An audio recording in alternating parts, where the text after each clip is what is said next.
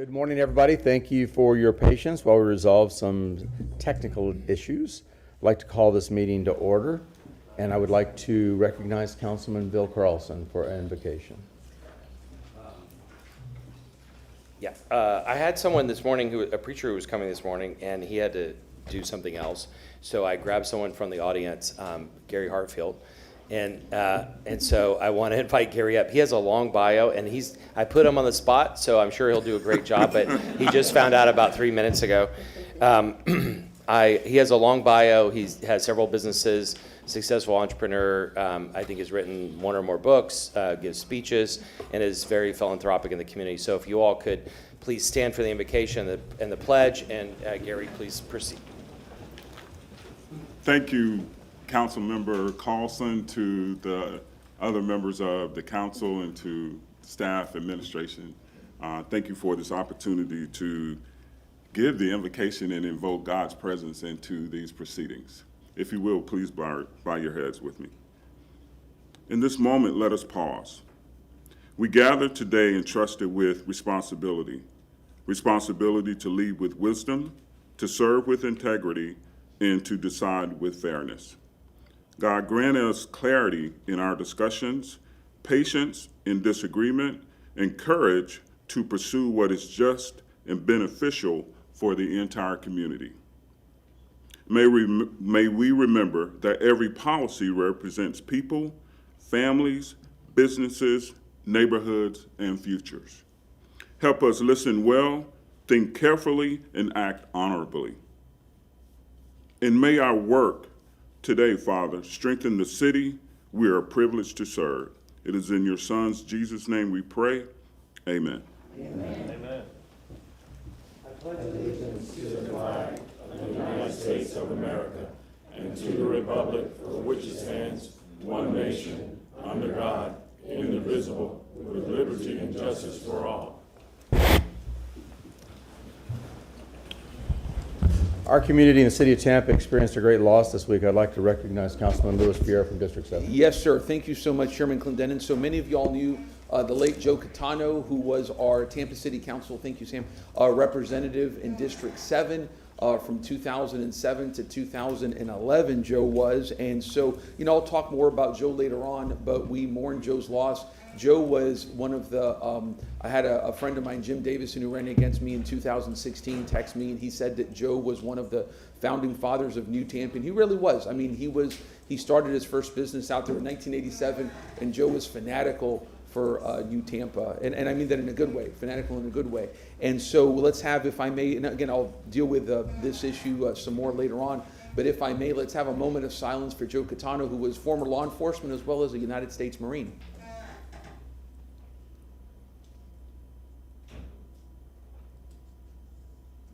Thank you.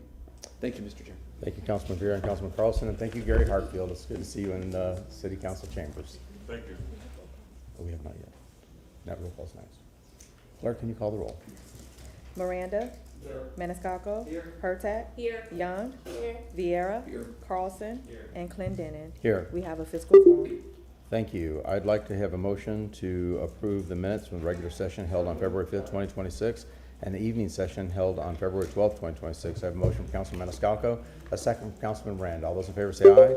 Aye. Opposed? Ayes have it. Approval agenda. We have two walk-on items. One is the walk-on item for the settlement agreement. I'd like to add that to the consent agenda under the Finance Committee. So moved. We have a motion from Councilman Vieira, second from Councilman Miranda. All those in favor say aye. Aye. Opposed? Ayes have it.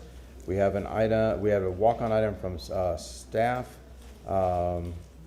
Didn't we? I thought I saw one somewhere here. No? Okay. Yeah, all it was added into. Other changes to the meeting agenda, resolution on the piggyback agreement. So that's not a walk-on, it's just, that's additional. Okay, very good. So I can disregard that now. Okay, good. Okay, so let's go through the agenda. Anybody have any requests? I do. Yes, ma'am, Councilwoman Young. I would like to request if we could move item number 60 up. I got a lot of requests from constituents who are here today if we could move the item up. So if that is possible, maybe after public comment. I'll second that. We have a motion from Councilwoman Young, a second from Councilman Maniscalco, to move staff report item number 60 up to be heard after public comment. All those in favor say aye. Aye. Opposed? The ayes have it. Okay. Mr. Chair, if I may. Councilman Vieira. Yes, sir. I'm looking at the number, but the one on Tampa firefighters, local 754, due to some scheduling issues, may we have an approximate time certain, perhaps 30 minutes after lunch, what have you, something just to give them some guidance? Councilman Hurtak. Those are all written staff reports this week. There's nothing coming in front of us about Station 24. No, it's. Which item are you talking about, Councilman? Yeah. Burns? Which number? 56. And by the way, this is incorrect. This, we sent, did we? Okay, yeah. So this is incorrect as put on the agenda. It was supposed to be for local 754 to present under public safety master plan, not just for K-Bar Ranch. It was corrected by memo, I believe. And so that I do request a time certain for that. This is for local 754 with their public safety master plan to have a handout for Tampa City Council. And I do wish to have a time certain for that because of some scheduling issues with some of the members that wish to be here for that. So that's 56. Is that okay with council? The what? What's your time? Let's do 2:30. I'm amenable to that. Yeah, Okay, we have a motion from Councilman Vieira, second from Councilman Maniscalco to move, to have a time certain to hear item 56 at 2:30 PM. All those in favor say aye. Thank you, Aye. council. Opposed? Ayes have it. Okay, very good. Okay, so everybody's good with the consent agenda? Mr. Chair, Yes, sir, Councilman Carlson. I'd like to pull item 28 for comment, separate comment, and then item number 34 for separate vote. 28 and 34, you said? Yes. And 34. I'd also like to just have comment about item 10 before we. 8 and 10, just comments? Okay, so we'll pull for comments. Okay. Okay. Let's move to staff reports. There's no administrative update. Is that still true? Okay. And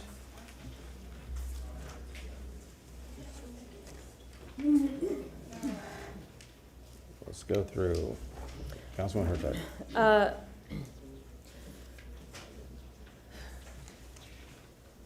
Chief Bennett, I know that you have had conversations with TTAG folks, and so some of these tree resolutions have changed, and I don't want to get in the way of what they're changed to, so if you would like to speak to that, so we could change it.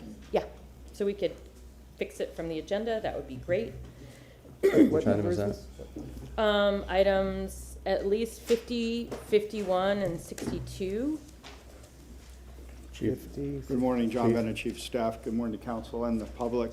Yes, following council's conversations with the public over the last couple months, we've had a couple listening sessions with the community, specifically the TTAG group, the Advocacy for Trees, and some of the THEA leadership. And what we were proposing was that in hindsight of this last project, and of course there was another continuance, we appreciate Councilman Carlson bundlings with that, and I have a memo in for that, which we'll talk about separately later on because it's bigger than this one issue.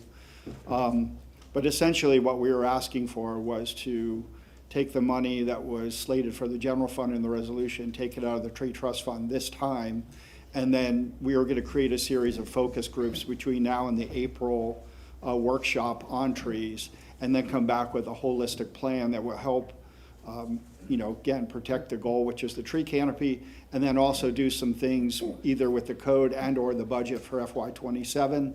I socialized that with the group, got some, I thought was some welcome feedback on that. But specifically to the resolution, if council agrees with that, then we'd have to make a motion to amend the resolution and then bring that back. Okay, so I know that folks from the public are here today to speak to that agreement. So what I'm going to do is just ask that we continue item 62 to April 23rd. We have a motion to continue item 62 to April 23rd, 2026 from Councilwoman Hurtak, second from Councilman Maniscalco. All those in favor say aye. Aye. Opposed? Ayes have it. And then I think 50 and 51, we should probably make that motion after we hear from the public so that the rest of council understands what they're asking for. Okay.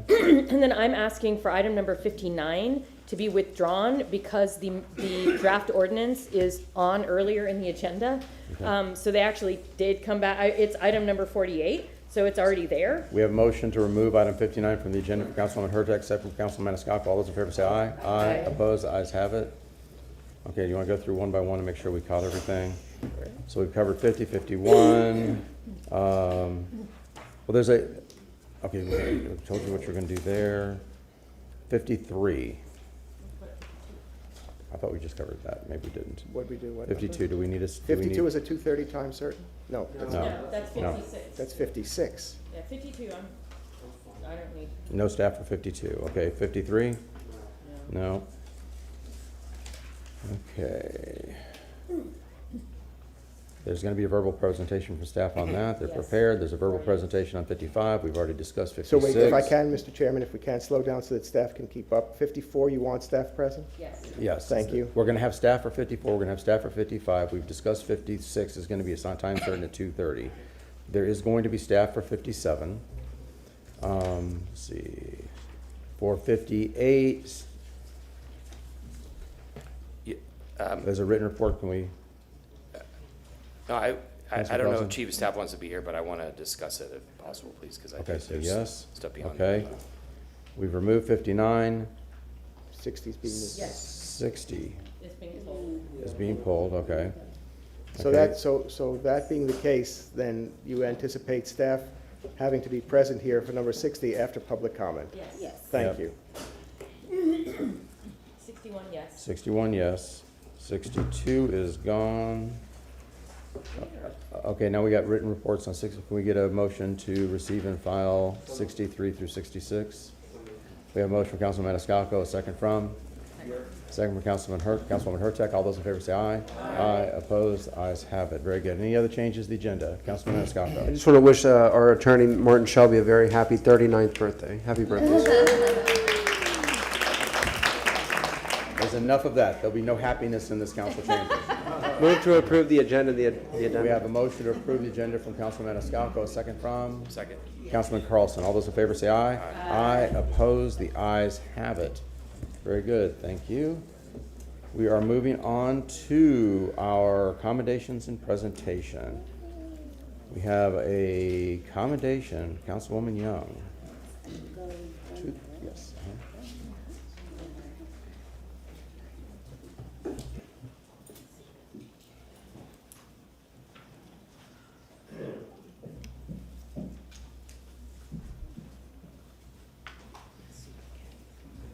Do I have to say my name down here too? Naya Yes, Young, you for do. the Councilwoman Young for the record. Well, this is really exciting. This will be my first in-house accommodation, so I am very, very excited to be able to do this, especially for two very amazing, brave young men that are with us today, Shakur McCrone and Carnell Barton. Shakur McCrone is 18 years old and he attends Icon Preparatory School, and he is dual enrolled at Arizona State College. Shakur is a drum major and fashion designer. In the fall, Shakur will be going to nursing school. And Carnell Barton is 17 years old and attends Icon Preparatory School, and he is set to enroll in auto mechanics. Carnell is a hands-on mechanic and a computer tech. So just hearing that alone, I am very excited for you two to be my first in-house accommodation. So just a little bit of background. Well, if you were at the firefighters, firefighters banquet, these two young men were honored, and it told a little bit about the story. But just to give an account for those that were not there, this is from Tampa Fire Inspector Johnny Primus. At approximately 10:25 a.m., he noticed a huge rising of smoke, and he headed towards the smoke to investigate what was happening. And once he got there, he witnessed there was a home that was engulfed in flames. And while he went there, called 911 while also calling the fire dispatch. After contacting dispatch, neighbors informed him that someone was still inside of that structure, was inside of the structure that was west of the burning home, and it was starting to ignite because of the closeness of the home to the house that was actually on fire. So Fire Inspector Johnny Promise and Carnell Barton went to the front door and started banging on the door and shouting inside for anyone inside to come and evacuate. They were told by a resident that the woman was probably still in her bedroom at the rear of the house. So Tampa Fire Inspector and Carnell proceeded to the back of the house, and they were banging on the door and banging on the window to try and access the rear door. During this, TPD Sergeant Danny Rhodes had arrived, and he and Shakur McCrone were at the front of the house where they were kicking and banging on the doors and the windows, attempting to alert the homeowner that there was a fire. The resident finally responded to the shouts and made verbal contact with Carnell, and who informed her that the house was on fire and that she needed to evacuate. And Barton and Tampa Fire Inspector Johnny Primus moved to the front of the house, where they confirmed that the resident had been evacuated from the home with the assistance of McCrone and Sergeant Rhodes, and she was across the street to safety. And so these two young men were very, very brave. They didn't think about anyone. They didn't think about themselves. They knew that there was a resident in the home that needed to be saved, and they quickly acted. And so it gives me great pleasure to be able to give you all this commendation today. And I want to thank you both for your bravery.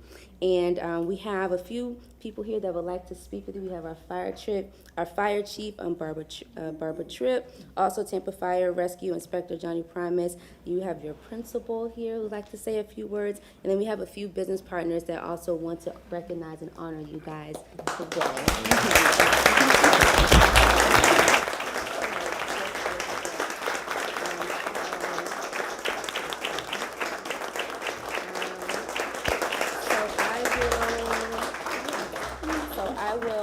We'll have a few words from some people, and then I'll provide you all, do the accommodation at the end, okay?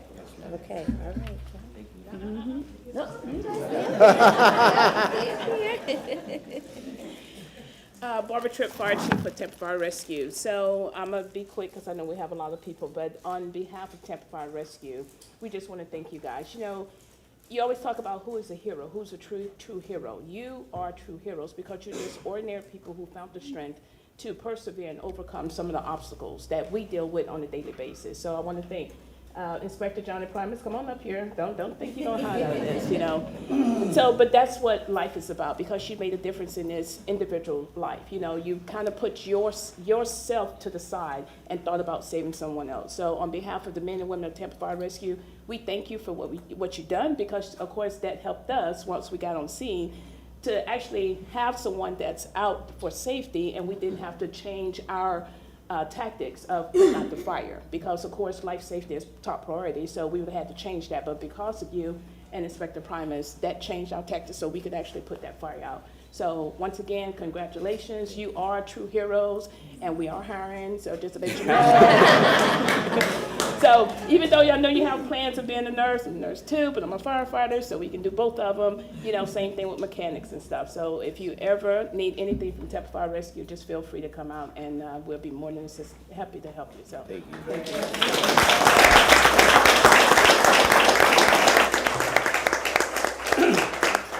There's just a few things I wanted to say. Of course, when I pulled up on the fire scene. You have to start with your name. Oh, I'm sorry. Fire Inspector Johnny Primus, Tampa Fire Rescue. When I pulled up on the fire scene, automatically my instinct, training, and experience kicked in, so I knew what to do. However, what kicked in for these young men was love of their community, knowing that they had a neighbor trapped inside. So the model that I live by is what they are the epitome of: people helping people. That's all. Thank you.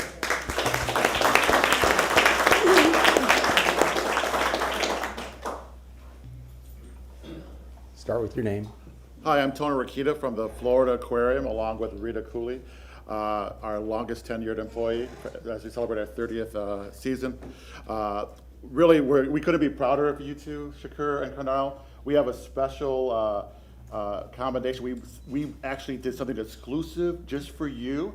We put together a golden ticket for both of you to come to the Florida Aquarium, so you can come on out, and you're going to have a one-of-a-kind experience And we're going to show you the power of water over fire, and also just thank you for your acts of bravery and your selflessness. So we're going to have an amazing day for you to bring whatever guests you like to go, and you'll also become members of the Florida Aquarium as well. So thank you for your bravery.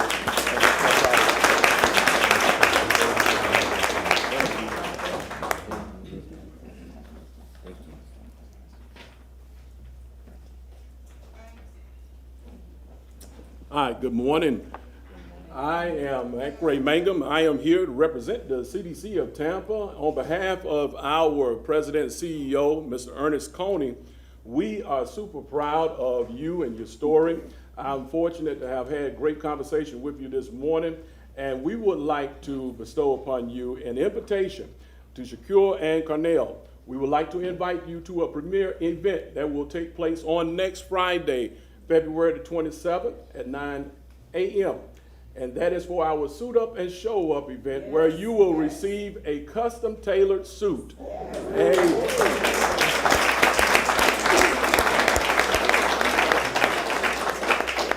We're super proud of you, and we are looking forward to seeing you in the place, and we're looking forward to you going higher in your endeavors. Thank you. Congratulations.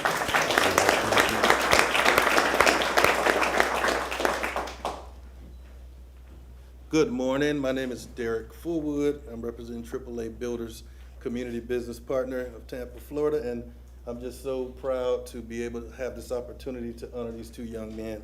So I want to read it real quick. In recognition of extraordinary courage and selfless bravery for heroically pulling a woman from a burning home and demonstrating exceptional valor and compassion and integrity for others, Shakur and Carnell, on behalf of AAA Builders, I would like to give you a $500 voucher each to get a tailor-made suit made.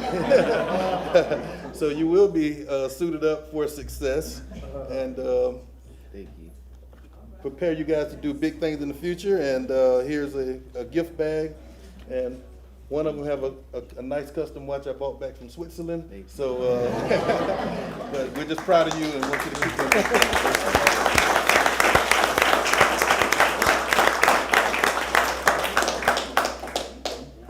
Loaded up here.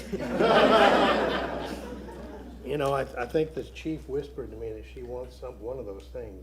I don't know if it was a suit or the dinner or whatever. Well, you're going to get some dinners here. Would that be all right? Yes. All right. Steve Michelini, I'm here on behalf of a couple of different folks who'd like to honor these two gentlemen. But first, I'd like to read this commendation that I'm going to present to them. Who are heroes? Heroes are ordinary people pressed into extraordinary circumstances. Heroes are those in those extraordinary circumstances. When they're presented with those, they do extraordinary things. A hero is everyone and anyone who makes that choice when faced with those conditions.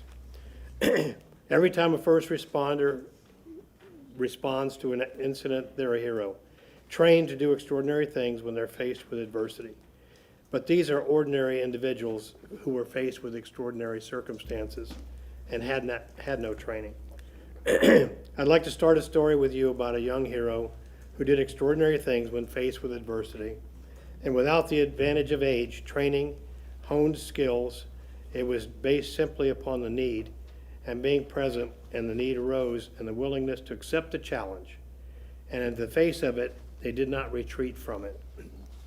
Heroes come in every shape, size, color, creed, and every gender. They know no age, no country, no place of origin. History is filled with them. Some are known and some are not so well known. Here's a story that recognized a grateful community for Shakur, McCrone, and Carnell Barton. Ordinary individuals are faced with extraordinary circumstances and rose to the occasion, saving a life. Shakur and McCrone and Carnell Barton are those two individuals who we applaud for their rushing into the danger for someone else instead of running away. I can assure you that having saved a life is an experience you will never forget. I'm here with Mike MacArthur, who's with Steps Towing, who's also going to be presenting for Steps Towing. But for the Yummy House China Bistro, we're providing you with your choice of lunch and dinner for both of you. And they're individual certificates, so take these letters with you. For Daily Eats and the Chicha Restaurant Group, your choice, breakfast, lunch, or dinner. And Steps has generously offered, and I will show you this to you, passes to the St. Petersburg Grand Prix into the paddock area. So let me put this on the wall.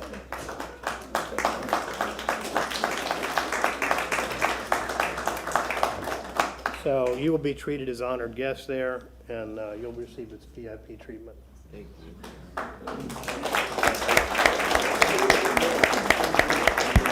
So there's 2 passes. Thank you. There you go. There's 1 for each of you. And again, we applaud you for rushing in when other people rush out. Thank you. Congratulations.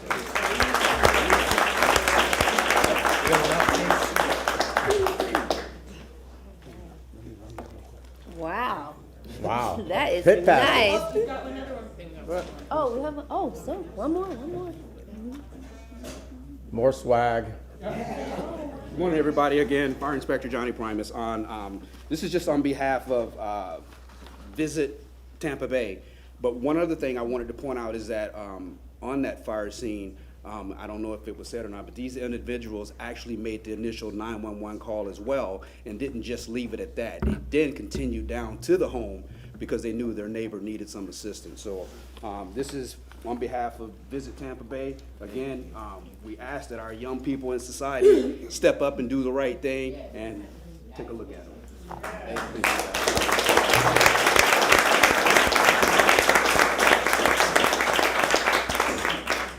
I think we have Tampa Housing Authority wants to say something as well, and then I will present you all with your commendation, and then you guys are going to speak. Okay? Good morning. Barbara Lee Thomas, case manager for the Tampa Housing Authority. I am overwhelmed this morning to hear the things that these 2 young men have done. I've known them for quite a while. That's Jeff. They are very, very respectable children. They don't give their mother any trouble. I was the one that made sure that if mom came and said they didn't clean their room, I would get a visit to them. So I'm very proud of you guys, and it's very important that the community see the importance of embracing our young men. And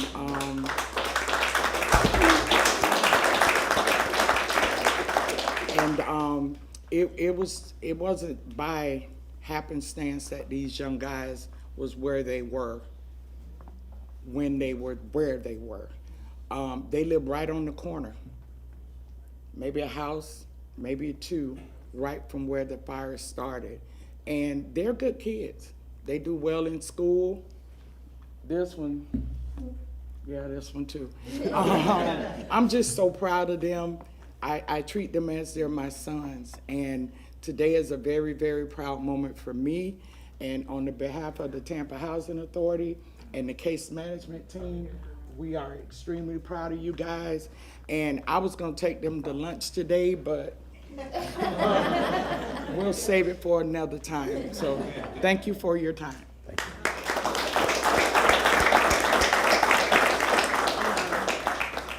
you. Mom, did you want to come up? We have the principal.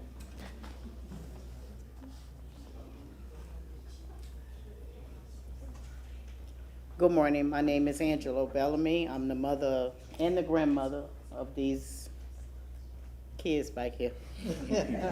I just want to say that I want to bring light to the floor here that we come from public housing, and I'm honored to let you know that this is what can come from public housing.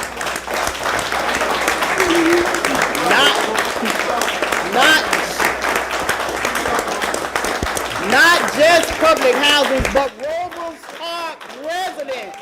This is Robles Park residents. And I'm proud, and thank you.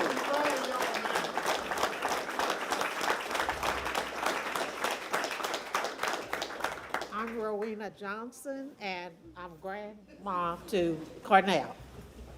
And I love him too. I want to let you know that the gentleman here to my far right also came from public housing. So, yeah. Councilman Miranda. Yep, Councilman Miranda grew up in public housing. Very good. I know, I told you guys, you don't have to speak long, you just do a minute, 30 seconds, but if either one of you want to say something? Don't be nervous. Hi, I'm Shakur, McCrone, and I would just like to thank everyone here today. This is not new to me, I guess I would say, but I would thank everyone in here today. Thank you.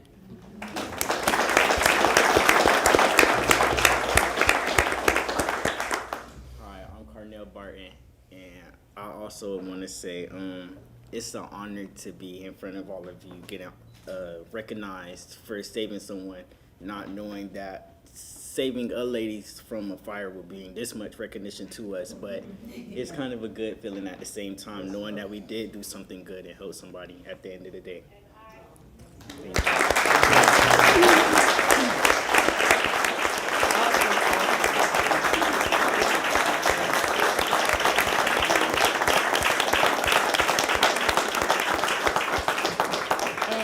Lastly, so you both will get one of these other accommodations to Shakur McCrone and Carnell Barton. Yeah, we pick it up. So Tampa City Council is honored to recognize Shakur McCrone and Carnell Barton for their extraordinary courage, selflessness, and swift action in saving the life of a neighbor during a house fire. On December 16, 2025, two brave young men from the East Tampa community responded without hesitation to a dangerous residential fire. Upon calling 911, these two courageous young men realized that a neighbor was in imminent danger.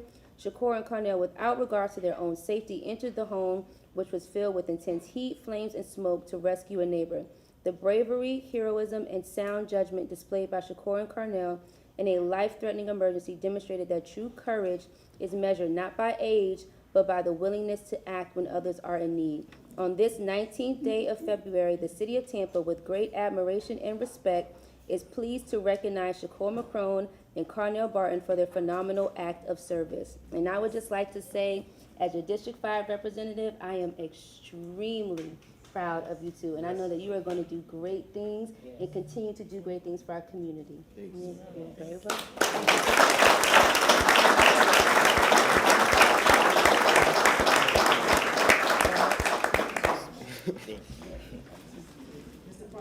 Oh, yes, come on.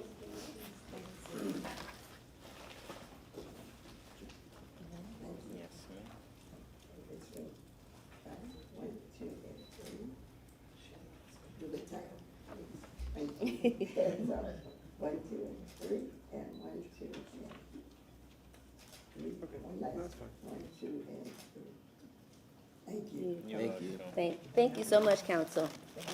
Thank you all so much. Have a beautiful day, and thank you for your contribution. Oh, did you all want to say something? And this is for you. Here, you put it in the back. We're going to take a moment to let them go take pictures outside on the stairwell, their traditional stairwell pictures. And then, Councilman Vera, I'm teeing you up. Yeah.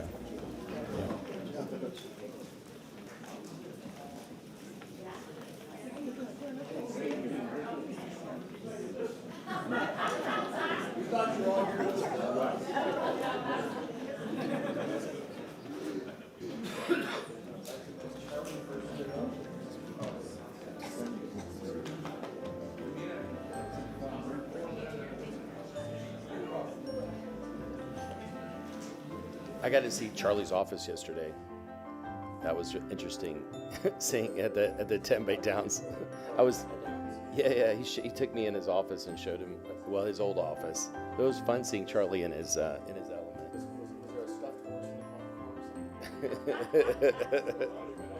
They took it away when he moved out.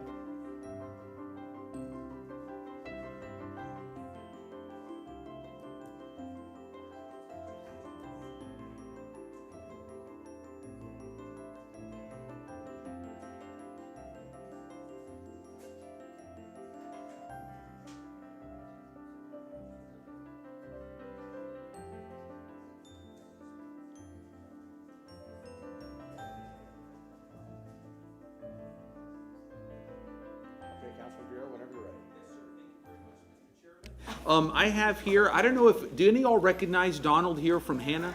So Donald is one of our security guards who works over at Hannah. And I met Donald when he was working, poor guy. When, no, you're good, buddy. Hold on one When second. he- Councilman Beer, hold on one second. Yes, sir. Can you, everybody settle down and no talking, please? Hey, I'm looking Thank- at you. Thank you, Mr. Chairman. So I met Donald over here at City Hall one day, and he was wearing his Vietnam veteran and United States Marine hat at the time, and he has his United States Marine hat on, and we became friends. And so I found out, as I'll talk about, we have a very short 40-second video on this, that Donald took a very meaningful trip to Ghana to see various steps in the enslaved when they were folks in Africa, when they were enslaved, and ultimately brought many here to the United States in different places. In terms of Donald's background, he is originally from St. Louis, Missouri. He would serve in Vietnam in combat as a United States Marine from 1968 to 1969. And before I go on, let's give this Vietnam veteran a round of applause.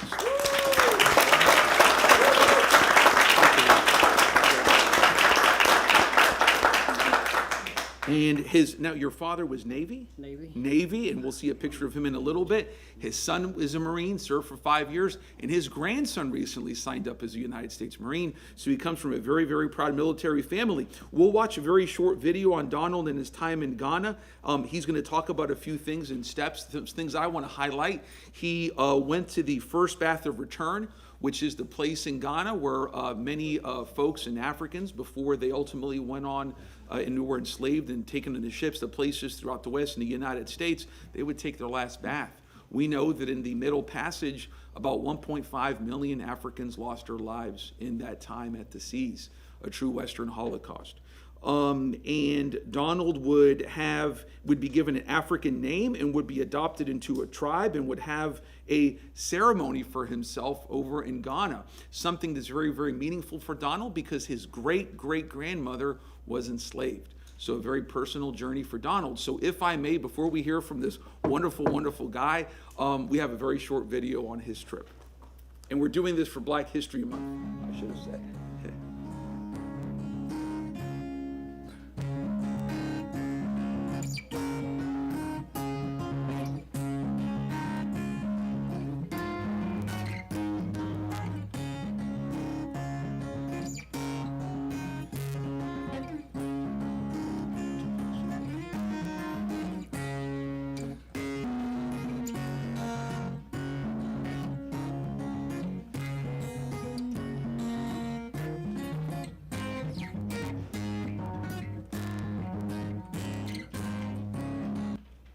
And there you go. So folks, let's another round of applause.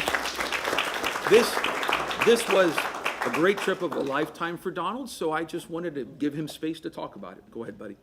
Okay, yes, thank you, President Lewis. Yes, I always wanted, visit the start with your name, landmark. please. If you don't mind. I'm sorry, I'm Donald Gordon, and security guard at work with the city of Tampa, contracted.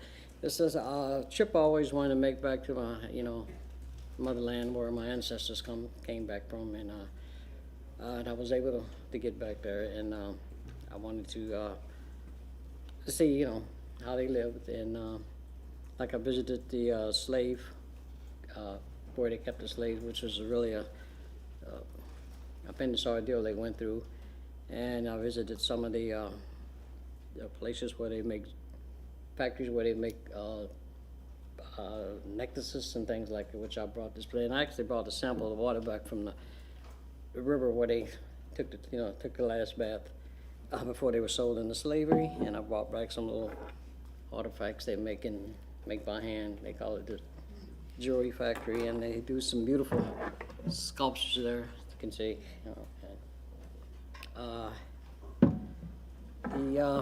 One thing I found out about they deal in cash there. No too much. They don't use too much credit cards. Where in Ghana they deal by cash. And another thing I found out about your cell phones that you turn in. That's where they go back to that you trade in for new phones. They said they don't the new phones, superior phones, they don't get them. They sell them inferior new phones. So they rather have the used phones because they're a better grade. And that's where they're recycled to, if you ever know where they went. And They're very friendly people to speak 80 different languages. And it was really a experience that I said when I was in the military, we sailed through the Strait of Gibraltar, and I could see Africa from a distance. I said, one day I'm going to be able to get back there, put my feet on the saw. So I was able to make that trip, and just wanted to bring back and show you something. Thank you, Donald. Let's give him a round of applause. And I have a gift for Black History Month. It's a picture of the night President Barack Obama was elected with his family over here. And we spoke last night. I know you're a big fan of our former president, 44th president, I believe it was. 44th, I believe. Yeah, 44th. Yeah, 44th. So there you go for you, buddy. Thank so you, God sir. bless you, I man. appreciate God you. bless Thank you. So let's give this guy another great round of applause. Councilwoman Hertzog.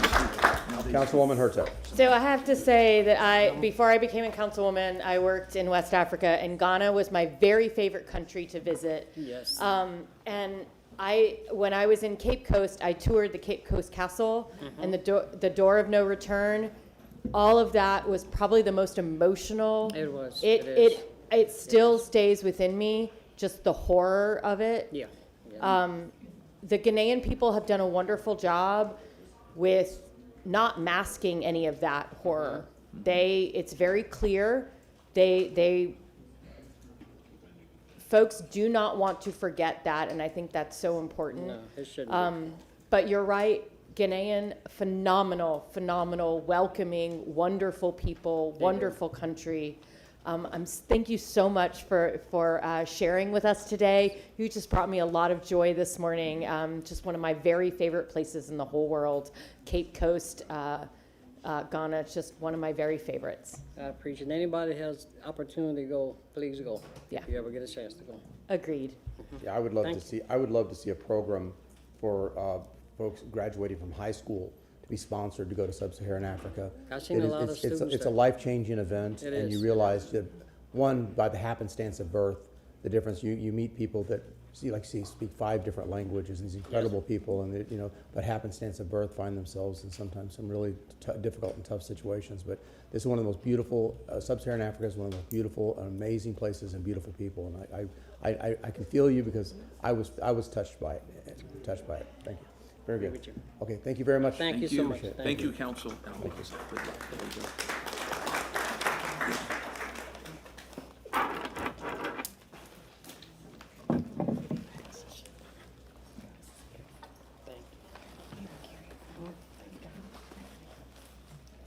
I'd now like to recognize my good friend Greg Slater, the CEO of the Tampa Hillsborough Expressway Authority. THEA. Good morning. Morning, Greg. Good morning, Council Chair Clendenning and members of the council. For the record, my name is Greg Slater. I am the Executive Director of the Tampa Hillsborough Expressway Authority. So I want to come to you this morning, first following the 2 toughest acts I've ever had to follow with those 2 amazing young men and Mr. Donald's trip. But I want to give you an update this morning on our South Selmon reconstruction project. So we have to reconstruct the entire south half of the Leroy Selmon Expressway. And then I want to give you kind of a sense of what our community outreach plan is for that construction, and introduce some of our team in case you have questions from either your offices or your constituents. So first, a little bit about THEA. We are an independent special district of the state of Florida. So we report to a board of directors of 7. We generate our revenue off of the Leroy Selmon Expressway. We own, operate, and manage the Leroy Selmon Greenway, the Leroy Selmon Expressway, Meridian Avenue, and Brandon Parkway. So a little bit about our project. It's a $362 million construction project, 100% funded by the toll revenue off of the Leroy Selmon Expressway. So we don't take any tax dollars, so all of that revenue comes in. We invest it directly back into our community rather than that money kind of going in other parts of the state and then coming back. Our project area is really from the Hillsborough River Bridge, which is around the convention center, all the way down to Gandy Boulevard. So what we're going to do is we are going to reconstruct all of that expressway, rebuild all of those bridges, including that Hillsborough River Bridge by the convention center where the Pendry construction is and all of that, the West River Walk connection underneath of there. We're going to redo all of the underpasses. We're going to construct everything within the existing right-of-way that we own today, and then create some additional community features. We awarded the construction project in September of this year, or of '25. We're in the design phase now, getting ready to kind of get out there. You'll start to see some preliminary activity around the expressway, surveyors, those types of things, around the early spring, and then we'll get in there. We have an incentive into the contract today. It's a $5 million incentive that they start in the downtown area by the convention center and then get out of downtown. So, we want to kind of minimize that disruption in downtown and be out of that area.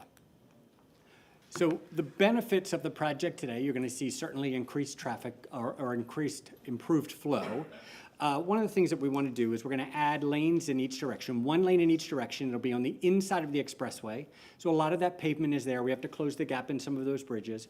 We want to take those exit ramps and entrance ramps and make those merges a little bit bigger. When they originally constructed the expressway, the standards were much different. A lot of short merge areas on those sections, so we want to make them a little bit safer. And we want to create better transitions into the neighborhoods when you get off of the expressway.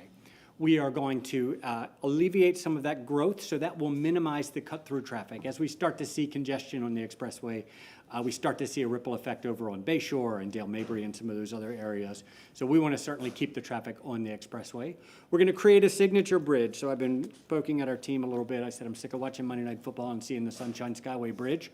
We need to show off downtown Tampa, so we need to have a bridge right there by the convention center that is really a focal point for what we're doing. We're going to create a footprint for the latest and greatest safety technology and give us visibility to be able to react to in real time, not only help integrate with the signal systems and technology like AI, but also have visibility with camera systems and adaptability to be able to improve the flow. Upgrade all of the stormwater management features along the expressway. We are going to be installing noise walls on all the residential areas throughout the south part of the expressway. We're going to enhance all of those underpasses. So the underpasses today, 14 of them. We're going to redo all of that, provide wide sidewalk infrastructure, pedestrian lighting, aesthetic features. Today we have a lot of those features on the Hyde Park kind of area, but we're going to do that in all of those areas. And we're really looking at some other areas that we can kind of create some community-based features, maybe some little history, plaques and things like that. And then we're going to create the area, the underpass at Beta Bay, where we have a lot more space. We're going to have to store some construction equipment there for a little while, so when we get out of there, we want to kind of give a thank you to the community. We have a plan in there to go in. We're going to create 2 new dog parks under there, some recreational areas for the neighborhood. There was some pickleball courts. We're going to stick with that, but we're going to re-engage the community in a couple of years to make sure they still want the pickleball courts and work through that. But we did a lot of community engagement to understand what the community wanted there, and really what they wanted was open area recreational space. So we're going to re-engage them. A lot of new residents in that area, so we want to make sure that we're going back to them in 2 or 3 years before we start that construction and make sure they're still getting what they want. We have a really in-depth community outreach plan. We've been focused on kind of reaching out to the neighbors, really connecting with the homeowners associations, a lot of the groups around the area. We're going to do a community open house. And as we start getting into some of those areas, just kind of being out there and canvassing, just trying to connect with the neighborhoods, knocking on doors, those types of things, so they understand. The challenge that I've given the team is I want the community 2 steps ahead of the construction. So when they start to see things happening, they know exactly what it is, and our team is going to be out there and engaged the entire time. We have 2 main points of contact. Brian McElroy, who is an amazing young engineer that works on our team. He's going to be our project manager, and then we have Laura, where'd she go? Laura Crouch. Some of you may know her from her days working with TICO, but she is going to kind of be our really point person for community outreach. And of course, all of you that have worked with me in the past, I am always accessible if you need something from me at all. So with that, I will take a pause, and I'm happy to answer any questions that you may have and continue to have a dialogue about the project as we start to make some improvements. Well, I want to say on behalf of the city of Tampa and people who are listening that don't know you and don't know your work on the Expressway Authority, we are so lucky to have your leadership in the city of Tampa and what you bring to the city of Tampa. These are these things that you don't have to have this type of in-depth involvement. This is good leadership, and we are so lucky to have you guiding this project along the way. I saw Councilwoman Hurtek and Councilman Carlson. Thank you for this. Thank you for coming forward. Thank you for talking about the plan you're going to have. So important for the residents. I don't want to speak for all my colleagues, but I do sort of add us to the email list. Okay. Don't wait for us to ask. Just go ahead and add us. Feel free to add us to, just send us all the information when you're having these meetings. If nothing else, we just know about it. I personally, I always err on the side of more information, so I'd love that. I do want you also, I know it's sort of part of this project, if you could talk a little bit about what's going to go on with the Selmon Greenway downtown. Just briefly, I don't want to drag that, but that's really exciting, and I want the public to really know, not only are we getting some benefits in South Tampa to some of the underpasses, it's really coming downtown as well. It is. It's really re-envisioning what a downtown expressway can be, or what an urban expressway can be. And so what we've done is we've laid out a master plan along the Leroy Selmon Greenway, which is about a 2.5-mile bike and pedestrian greenway through downtown, but there's a lot of space around it, underneath of it. Just several years ago, and we're actually coming up on the anniversary of the officer's death next week, we built a dog park in Channelside. And there are 24 hours a day, there are people in that dog park, because one, it's shaded, and two, it's lit, and we provide some amenities there. So parking, they can get there. So what we want to do is we saw that as a real opportunity to really grow our footprint. So what we've done is laid out a master plan for a series of parks, community spaces. We've got pickleball courts to even places where you can have public meetings outside. Enhanced stormwater management features. So for instance, downtown next to Tampa Union Station, there's this old stormwater management pond on the back. We've got a plan, 12th Street Park, to redevelop all of that, create that more of a water feature with a boardwalk around there, connect all of those park spaces all the way to 12th Street, transitioning into Gasworks, and then Ybor Harbor, you've got the same thing, kind of community spaces feeding into that. Downtown, we've got a section by Camels that we're redeveloping around the Leroy Selmon statue.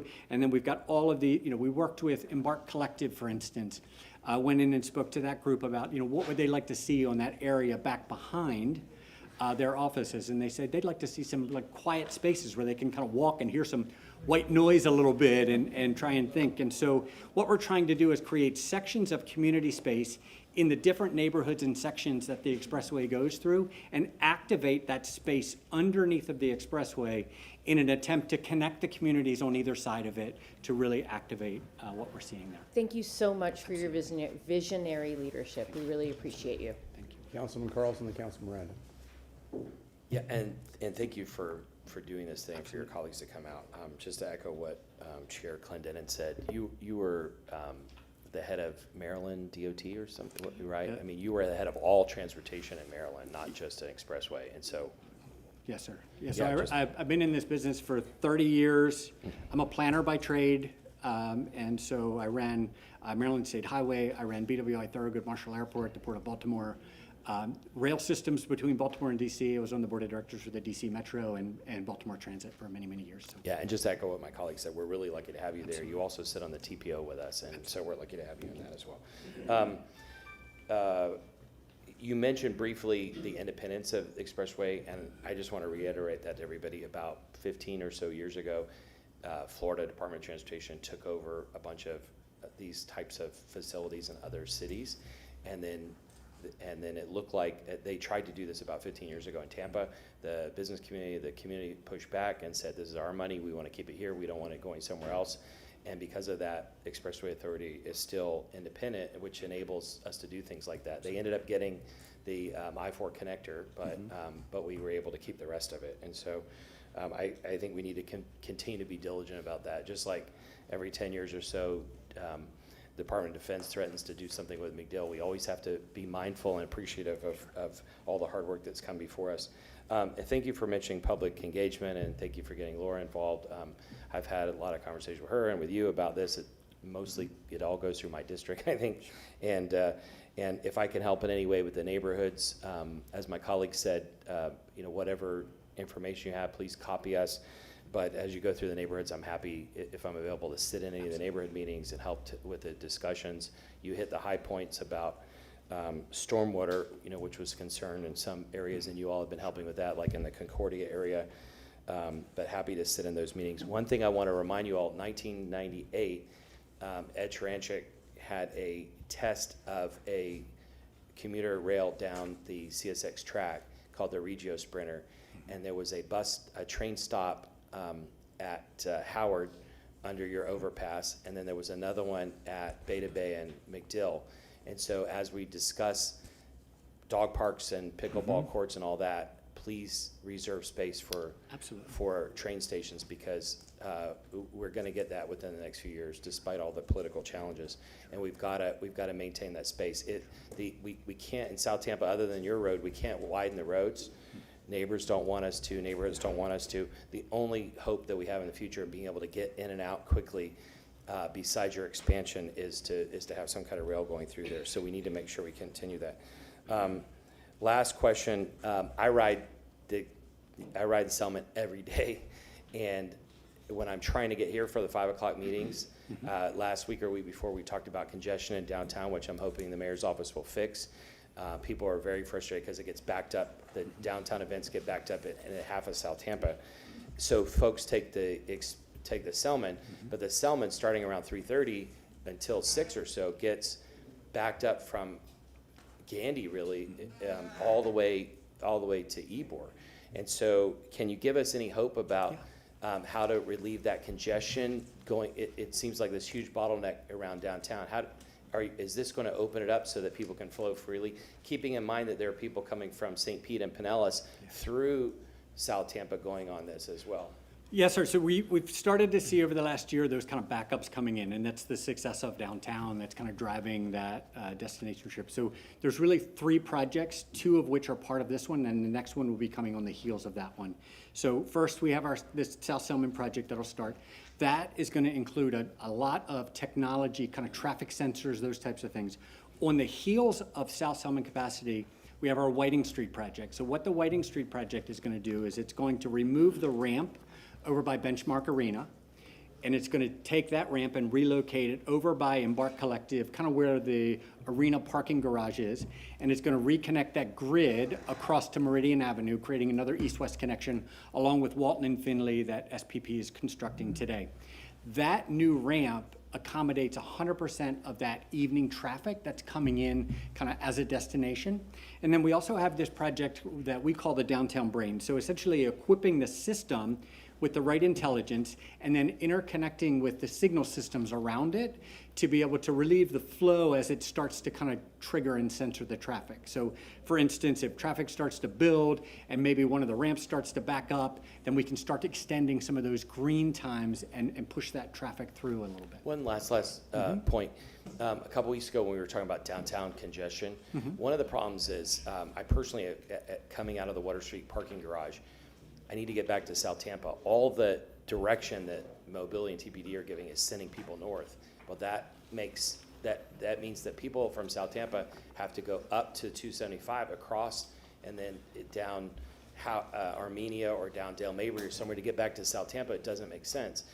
So many times I've been sitting on Cumberland where the entrance to the expressway is like 100 yards away, and they block the road and I can't get. Can you please help us advocate for them to open that? Because it's ridiculous that the last time I was there, I had to go all the way to Ybor City to your entrance on 22nd to be able to get back to South Tampa, and it took me more than an hour. And I get complaints about this every day.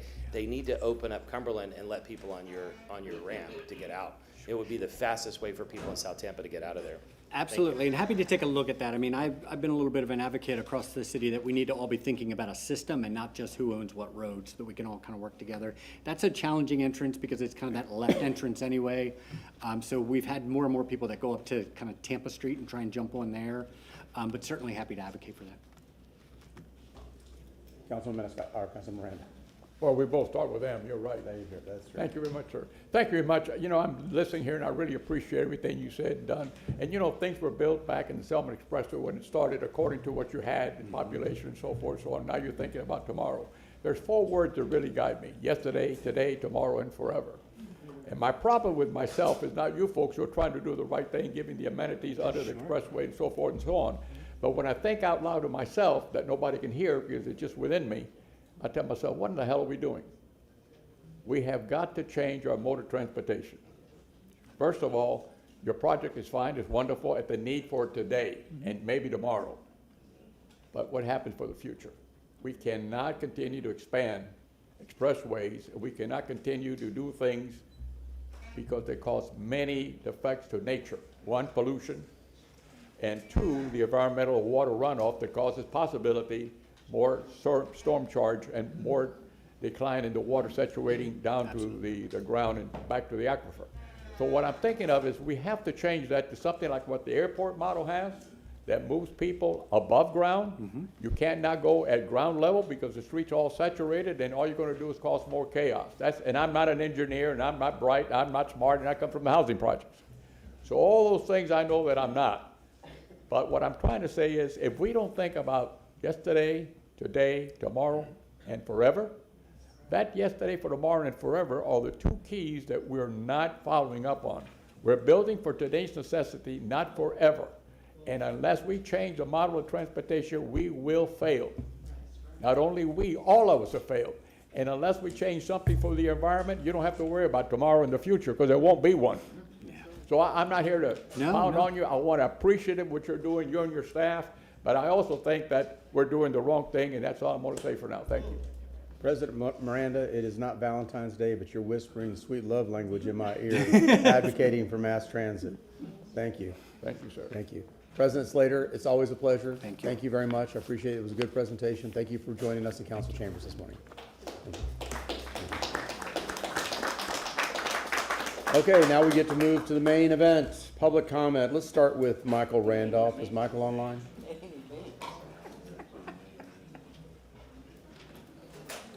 My friend Michael Randolph. Good morning. Good My morning, name sir. is Michael Randolph, and I'm also from Rovers Park. Today's presentation is personal. It comes from a real conversation with at-risk youth who felt that their only way out is crime and drugs. Our Technology, Welfare, and Job Creation Center assists to change that by giving young people the tools and pathways to build wealth legally and safely.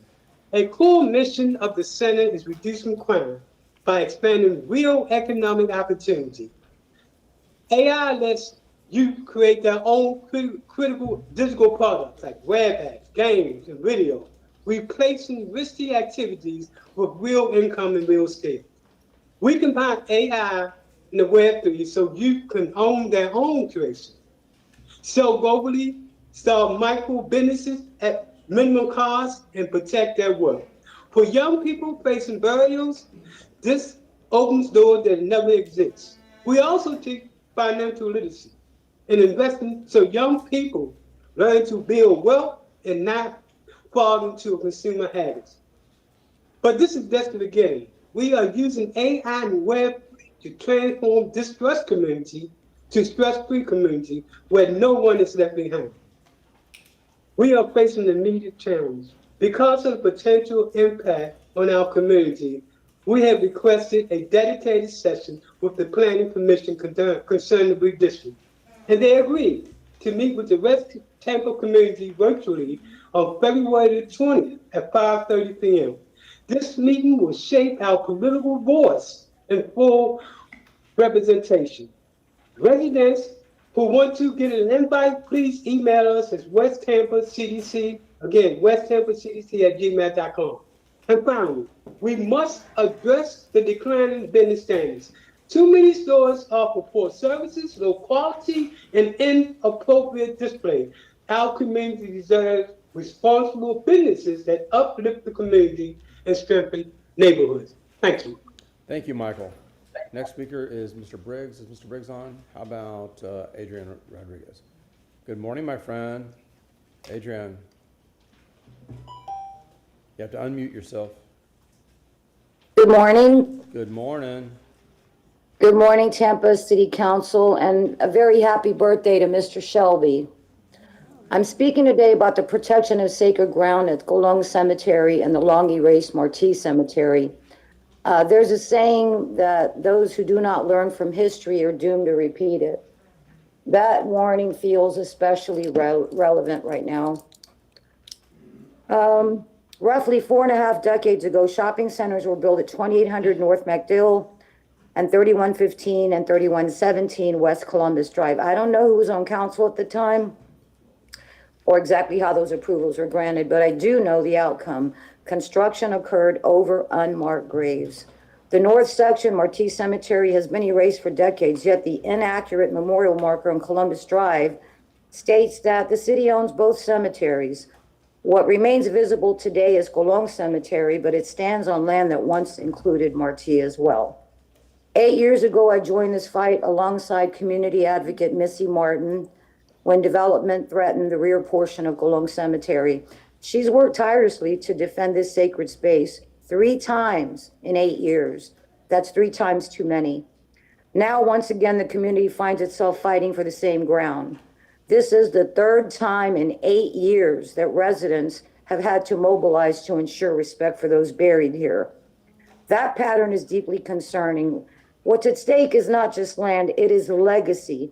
This cemetery holds the remains of people who built West Tampa, cigar workers, immigrants, and Black and brown families whose labor shaped this city's history, the city that so many enjoy today. While I may not know who made the decision decades ago, I do know who holds responsibility today. I also want to speak frankly about Patrick Thorpe. Once viewed as a hero for protecting this land, he has now shown himself to be a traitor to the community. He intends to build on sacred ground, and he did find a loophole that avoids any decision by city council. He may have won a battle, but he has not won the war. Perhaps he might learn something from Eileen, who has raised her son to respect sacred ground, unlike the example Thorpe is setting for his own children. The community respectfully asks the Tampa City Council intervene and pause all construction and utility work on this land until it is 100% proven that there are no bodies present. Sacred ground deserves nothing less. Each of you has the power to ensure that past mistakes are not repeated. You also carry the accountability that comes with public service to your constituents, history, and the dignity of those who came before us. I'll close with the words of Dr. Martin Luther King Jr. The time is always right to do what is right.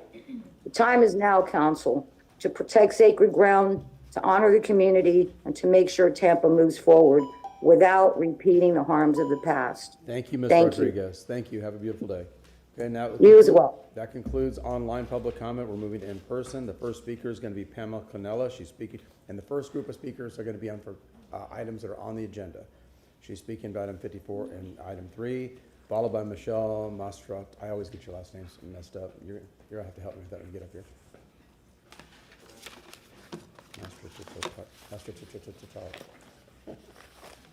Good morning, Pam. Start with your name. You have 3 minutes. I have to do my own pictures. Good morning. My name is Pam Canella. Almost 2 years later, and the neighborhoods are still concerned with the lack of maintenance and the fear of flooding again. Nothing much has changed. Palmyra Ditch is still in need of cleaning, excavating, because the soil erosion restricting stormwater flow needs a more permanent fix. And I started reporting this in 2015, and you can see right here, this is the only flow that's going through. There are many, storm drains are still filled,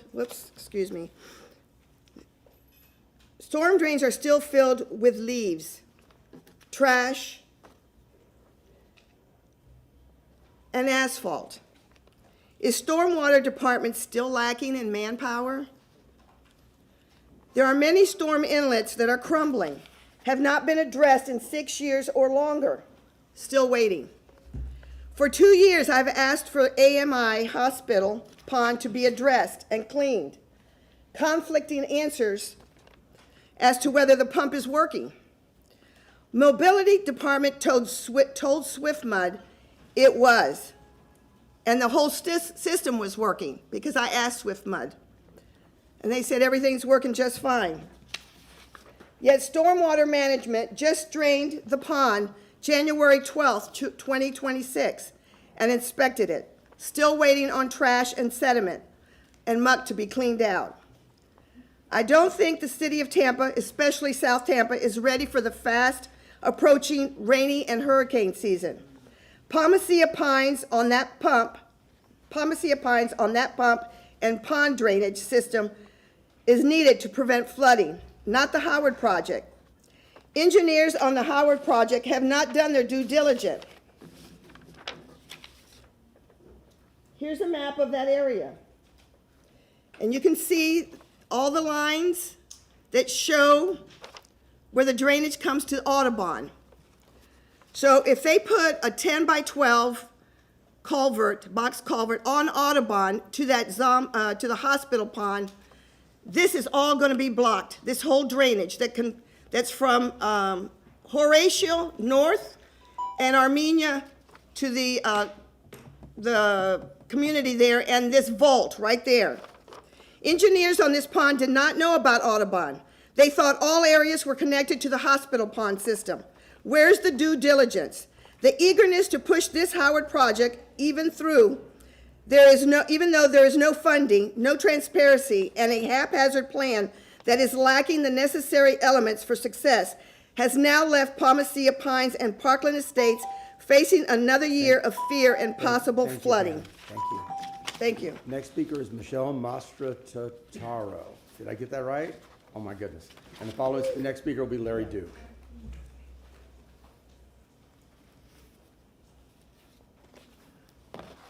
Good morning, everyone. Happy birthday. My name is Michelle Mastrataro. I'm here talking about stormwater and lack of maintenance. I had put in a request in 2024, and it's still an open ticket. The pictures. Do you want the other one? This is the one that I just did. They never came out yesterday. My system doesn't work going out to the ocean. My system works because George Cox built this system. It goes out to a pond that goes over here, and the pond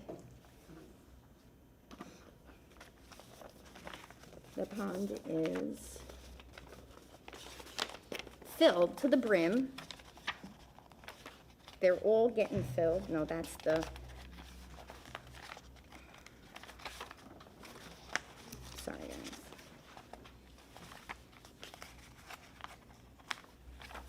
There's a pond, there's a big, there's this pond right here that a couch was put in. This is what I'm dealing with. These are our retention ponds. This is back in 2020 when they redid the road to reroute it because of the apartments. This is what we got now. And this is the opening, that little opening that goes right to a pole. They need to fix this. This is sad. We need help in our area. This area has been so neglected for 15 plus years. Here's the pond right here, and it's filled to the brim. This system should be working. I spoke to George Cox. That's the pond. It's full to the brim. It's not going out, and it's not coming in. They're half full of dirt. They're not been maintained, full of rocks. South Sherrill needs help. I can't go through another hurricane. I will lose everything. I want to know also how those apartments were an AE flood zone and it turned to an X. They built up, flooding us out on each side. I need answers. And if they say, I had 7 feet. 7 feet in my home. I lost everything. Please, when you're thinking about overbuilding in south of Gandy, think about us. I pay taxes. I pay taxes for people that I don't have a drainage. So I'm paying for people that are north of Gandy or nearby. I have nothing, and I need help. I Thank you. really need you Thank guys you, to Michelle. help Thank you. us. The next speaker is Larry Duke. Says you're speaking to on agenda items, but doesn't say which one. Chairman Robert Sherman will be next after Larry. Larry Duke? Is Larry in the room? Yep. Okay, come on up.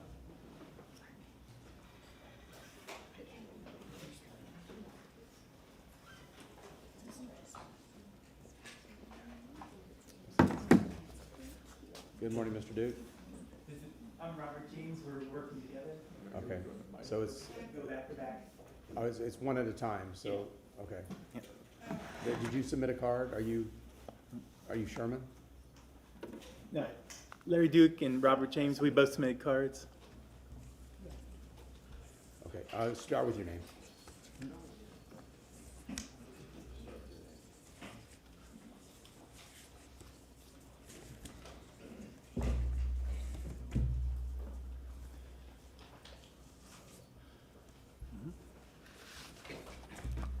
Start with your name, you have 3 minutes. Is Robert James here in local. And if you remember, we were here 2 weeks ago.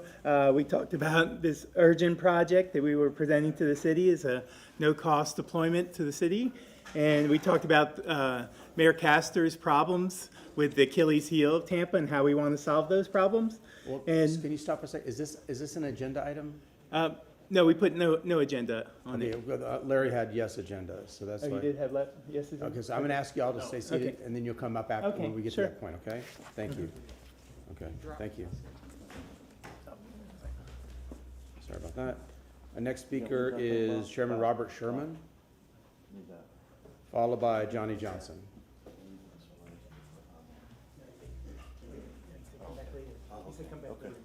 Okay. So, Larry, you said come back later. oh, okay, I'm sorry. Okay, yeah. Yeah, off agenda items come, the people that want to speak to agenda items go first, and the people that don't want to speak to agenda items come second. Okay, Chairman, followed by Johnny Johnson. Good afternoon, I could say. Almost. I'm here to speak on item 60. Yeah, start with your name, please. I'm Chairman Robert Sherman of the Panthers of Florida, the BP, Black Panther Party. We're here to discuss, and it's ironic that we're here to discuss the enforcement of laws, because the product of 2 young men is what we're trying to protect within inside these communities. Okay? We have stores that are just disregarding the law. If you read 847-0125, it completely states that they are not allowed to sell, distribute, or public display sexual toys or drug paraphernalia. Now, as soon as you walk in these stores, this is the first thing that you see. And everybody look at this and say, oh, you know what? This is minute problems to the big things that are going out there. Let's talk about pennies. Every penny adds up to $1. Every penny adds up to $1. So if we want to talk about producing young men the way we've been having just stood up here today, we need to protect our youth. We need to start encouraging people to abide by the law. The Panthers are here to say we're here demanding that the law be enforced. Not what we assume, not what we personally feel, but what we assume is the law. Then when you go to saying assuming, that means you really don't know. But here's the law. We're reading it. It's defined. It gives definition of what needs to be done, what should be done, what should be upheld, and what are the penalties. Because if I go out there and break a law right now, I face the penalties. So why are they being able to buck the law and do as they please? No. If you want a sex toy, you go to a sex store where it's 18 and older. This is what is described in the law. No convenience store is supposed to be selling sex toys or drug paraphernalia in it. And I refuse. I bet you can't go on Davis Island and find it. So why can we go in my community and find it in every corner store around? Why is that? If we really about our youth and about our future, we need to effectively target this ASAP. And I really mean this to y'all, and I say this to y'all: united we stand, divided we fall. All power to the people. All power to the people. Hey, everybody, so this is not like a respond. We have to, we listen to public comment. We don't talk, everybody just respectfully listens. We don't clap, we don't applaud, we don't respond back. I get it, but that's not what happens in council. Next speaker, please. I assume you are Johnny Johnson, followed by Steve McElhaney. Good morning, council. My name is Johnny Johnson. I'm down here to speak on item agenda 60, but I'm all, the store is located at 4330 North 40th Street. The name of the store is Silver Dollar, to be Pacific. I'm down here to speak as a concerned citizen. I stay just 2 blocks east of the store. And I'm down here to speak on ethical and moral values. The definition of moral is related to the principle of right and wrong. For this store to have sex toys where kids shop and visible is very unethical. Moral is defined as the conduct. This store conduct is very unacceptable. Synonyms for moral: decent, ethical, right-minded, and righteous.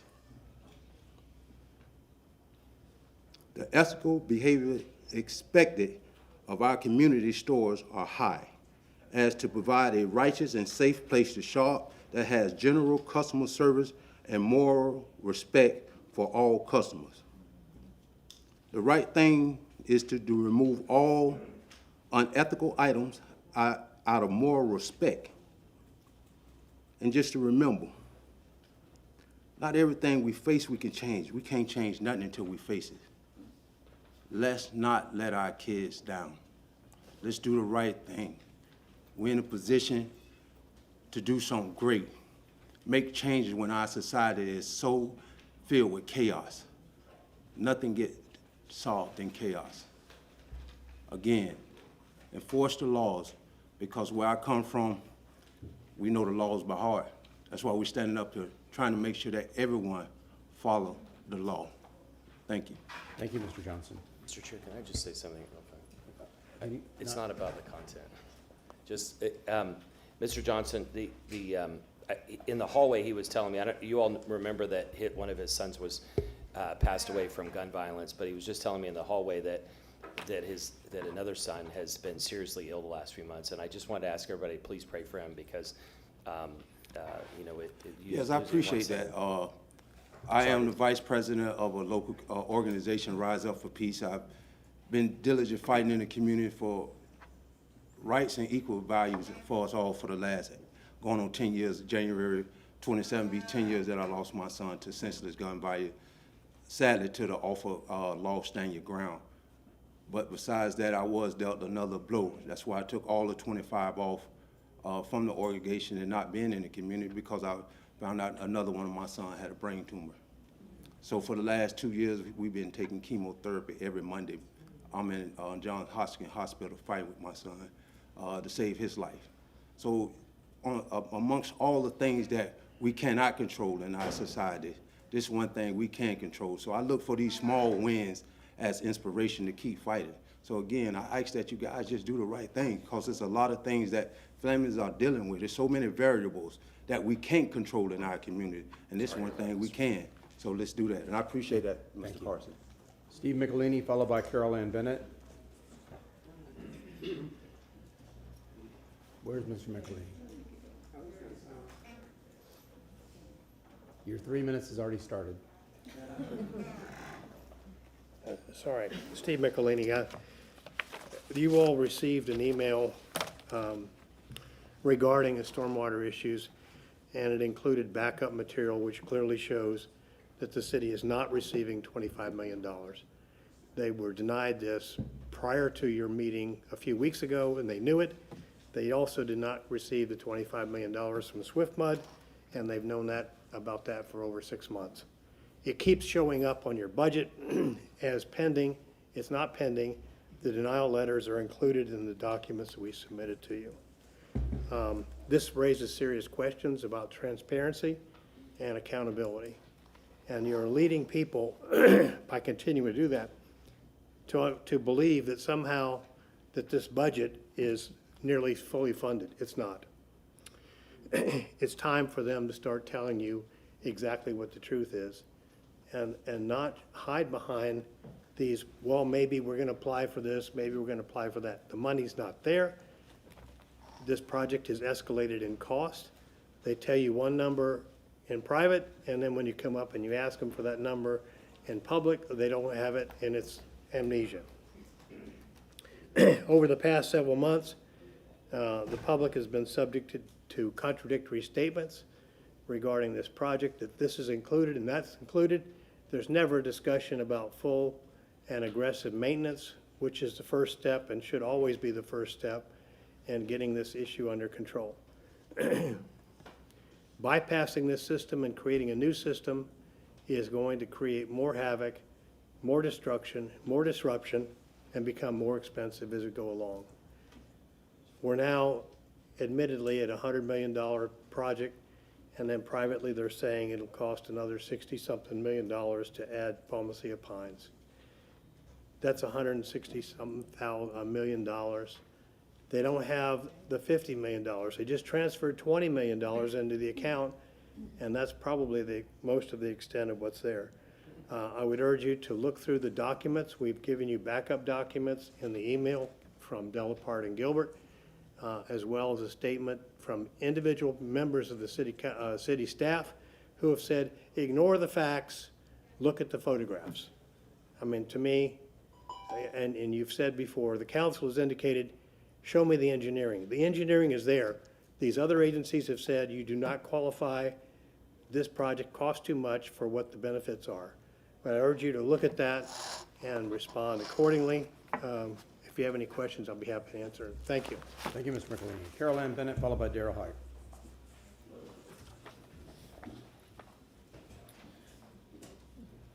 Carol Ann Bennett, Tampa Tree Advocacy Group.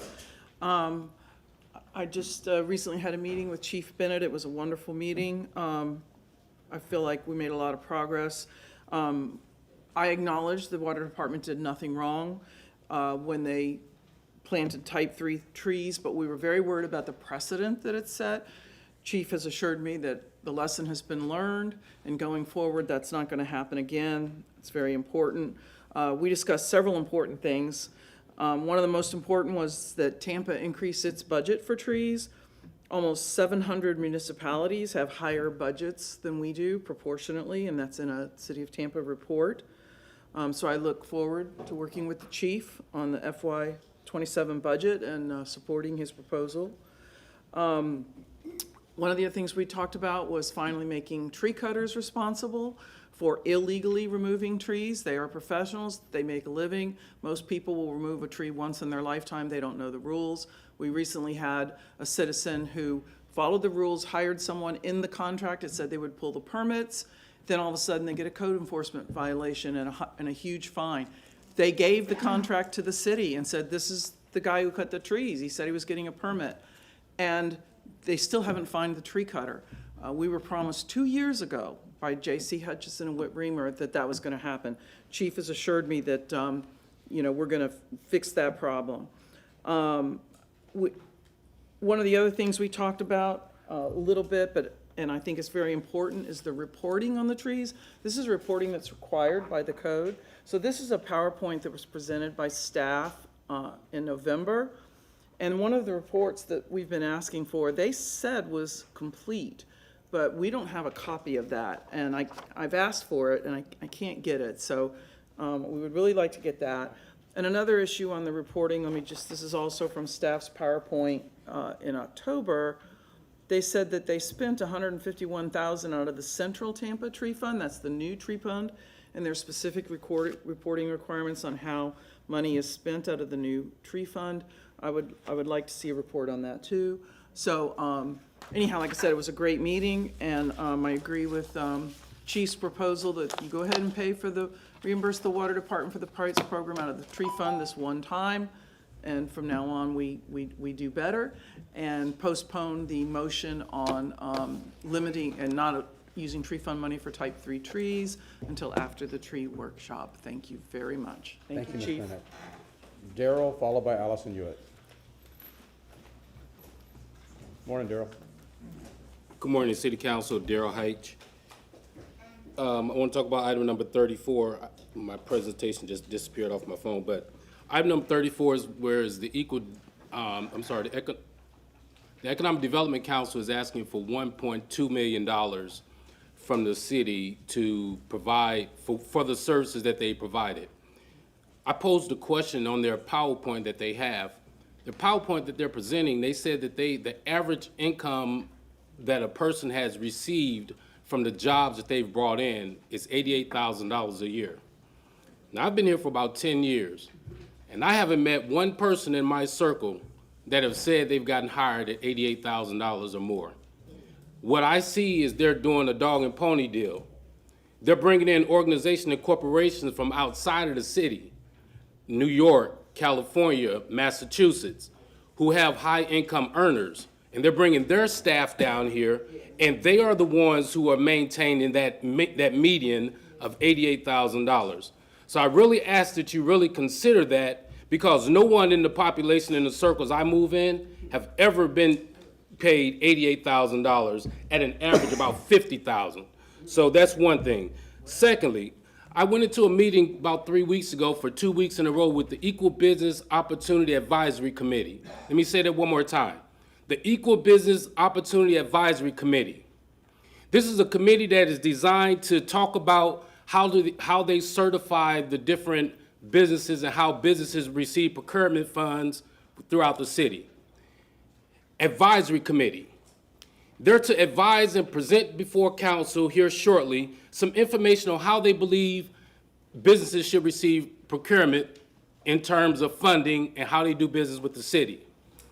My question that I have to ask is, what is so different from that committee than the Racial Reconciliation Committee that was designed and canceled in September 2025?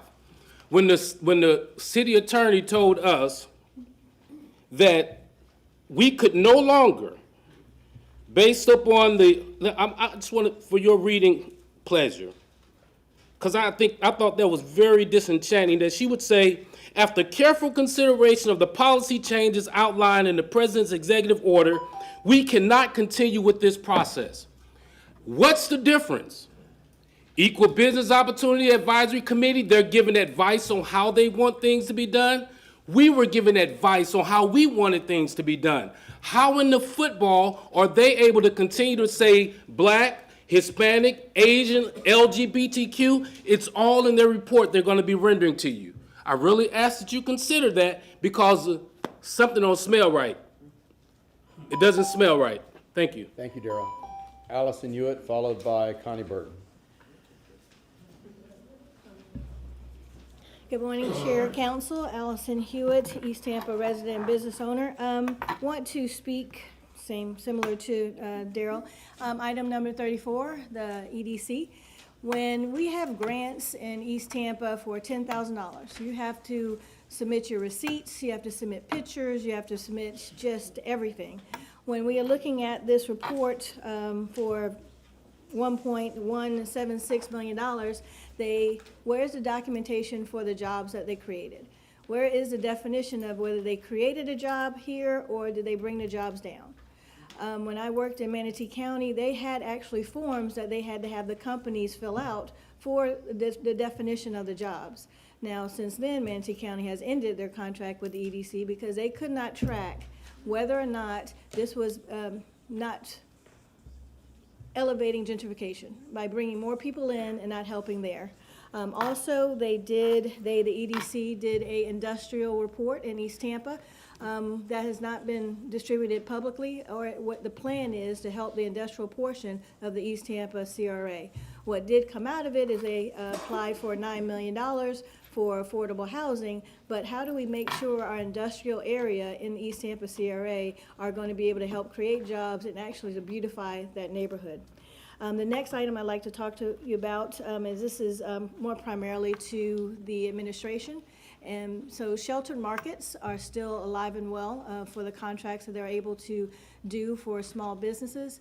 And since we no longer have the minority or the Hispanic small business set-asides, if we can maybe do more advertisement of the sheltered markets opportunities to make sure that our small and local businesses know and are aware and how to participate in the shelter markets, because there are a significant amount of shelter markets out there. But if you look at the reports of the businesses that get those contracts, they're pretty much the same. They're not really diverse. And so if we had to not do this, and we already have the shelter markets, can we put some money in to be able to go out and have the business navigator be able to tell the small businesses out there that we have shelter markets out there and they should go after those contracts as well? Thank you. Thank you, Ms. Hewitt. Just for FYI, people that are planning, we probably have about 40, 45 minutes left of public comment. Connie Burton, followed by Bishop Michelle B. Patty. Good morning, Connie Barton. I want to first thank you for the presentation of those young men this morning, because I could hear my life story from College Hill projects all the way to Robles Park Village. Life learned, living examples that if given the opportunities, what young people can do. 2019, I made my return to Ghana, the year return, so was right on the net too. But I really want to bring attention to the life work of Reverend Jesse Jackson that we just lost. His mentor was 12 years older than him, but yet he lived 45 years older than Dr. King, living through Jim Crow, being able to develop policies that we can still see into action today, but some are under attack. So Reverend Jesse's simple statement that I am somebody, we are beginning now to feel that in the air inside of our community, being able to stand up to power and making the demands in what we truly feel that has been disrespected toward the African community. Item number 10, things with good intentions, I don't trust none of it. We have too many surveillance cameras already inside of the African community. Item 10 might start off with good intentions, but where would that data go? Who's going to be in charge of making sure, it started off, we are doing it for the protection of school security and people that's driving too fast, but I'm looking at cameras now already being installed inside of our community. Item number 34, you've heard it, just because, and let me just say this to mostly the white council people that's there, just because somebody say they are representing the interests of poor and impoverished community, and we are not able to eat, we are not benefiting from it, don't be fooled by it. You should be asking for the receipts for the longevity that this organization has been in place. How has it helped the impoverished community? Item number 57, outside of the mayor's office and maybe fire departments and paramedics, nobody in this city organization should deny young people from having that experience through the summer job work program. We asked for 70 jobs. We expect to see 70 jobs or more. This city has the money to do it. We are all taxpayers. We want to see, just like those young men that was able to present themselves this morning, we believe that we have 70 times 70 more in our community can do the same thing. Thank you. Thank you, Ms. Burton. Bishop Michelle B. Patty, followed by Rick Pfeiffer. She actually signed up before me. Well, let's see, Valerie, you mean? Let's see. Okay, go ahead. Valerie, you want to go for next? Go ahead. It's how they pull them out of the box. Sometimes It's fine. Yeah. Good morning, council members. My name is Valerie Bullock from Ponce de Leon in College Hill, and I'd like to thank the councilwoman Naya Young for recognizing Shakur and Carnell. I've been pushing them ever since it happened, and it was so wonderful. I felt so much pride in this room, and like Angie said, everybody from the project, our goal wasn't to grow up and sell drugs and go to prison. Some of us learned, and we are here standing proud today. And I want to talk about number 34, the Economic Development Commission. They sure get a lot of money, but it never makes it to my neighborhood. I haven't seen any economic development on 29th, 39th, 34th, 40th, or 22nd Street. And I say no to giving them the money. I look at where Tampa Port is at, and I look at where East Tampa is at. out of all the neighborhood, we got the most lots that's industrial lots. And it would be logistically correct for EDC to promote manufacturing warehouses and distribution centers in our neighborhood. They unload the cargo off the ships at the dock. They can take it to East Tampa to the manufacturing warehouse. And we know it won't be a $100,000 a year job, but it will be a job, and we have to start somewhere. We would like to work, live, and play in East Tampa. I'd like to walk down 29th Street to the new warehouse, clock in and do some work, and go home and get off of work, go to Paul's liquor store and get me a bottle of wine. Everybody else want to live, work, and play in their neighborhood. We want to live, work, and play in our neighborhood also. I would like to see manufacturing plants the same way they got in touch with the tech company and they paid the tech company to move down here and brought their people. It'll be less cheaper. You have an Amazon. Okay, let's put one right down Columbus Drive. That's an industrial area. Let's bring in a solar manufacturing plant.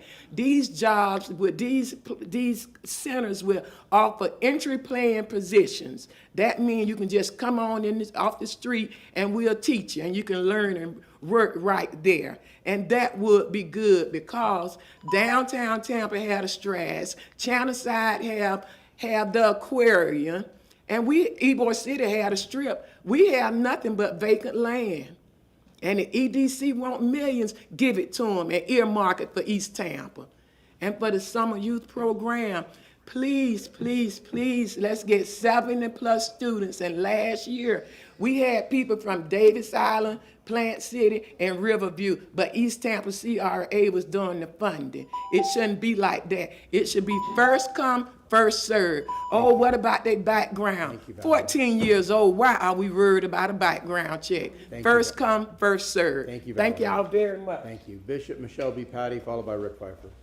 Mr. Chair, it's not, Chief Bennett, can I ask you a question outside really fast? Thank you, sir. John Green signed in. I know, but I can't do that. I just have to start going by the cards. I mean, I gave one grace, but, Will everybody stand up? because otherwise I'm afraid I'll just be like picking through favorites. Will you know? everybody stand up and want to take toys out the community? Good morning, council. My name is Bishop Michelle B. Patty. On the February the 4th of this month, Chad Cronster, our sheriff, arrested a 14-year-old child for having guns, but what was most disturbing, the fact that he had sex paraphernalia videos on his computer that depicted children having sex with whomever. We talking about toddlers and babies. Also, on that same date, later on, we know that he had guns.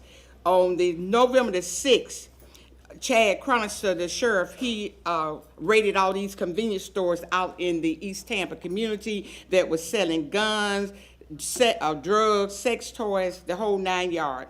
We see that the Silver Dollar store that was raided was shut down for a few hours. Around that perimeter, there's 132 registered sex offender that is there. That's on the website of the THEA. What we're here saying, the statute has spoken loudly that there should be an ordinance done by the city to make sure that these sex toys and drug paraphernalia and different things that's in these stores, convenience stores, be removed. So that's why these people have come. We, the community, is standing firm that you all should make an ordinance to give in some teeth to our police department so they can go in and do their job. One of the things that Sheriff Cronster said, when convenience stores turn into criminal enterprise, selling poison instead of products, you will be found, shut down, and held fully accountable. Our deputies will continue to dismantle every operation that prioritizes profit over the safety of the Hillsborough County citizens. These stores is a nuisance. Our youth are being exposed to sexual things that they should not be exposed to. Florida is the third in the nation the third in the nation for sex trafficking.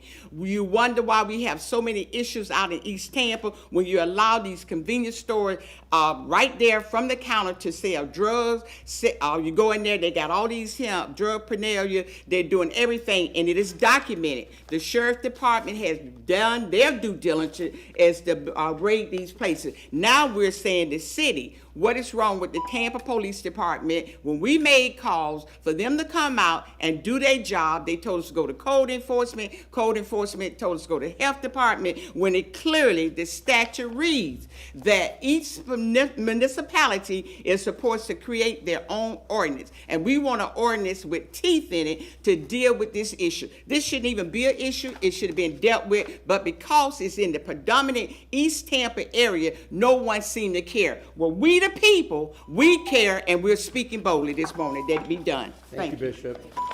So this will be the order of the there's 4 speakers on agenda items. Rick Pfeiffer, Greg Pans, followed by John Green and Stephanie Pointer. So Rick Pfeiffer, I see your head back there, Rick. Yeah, my bald head is shining. Yes.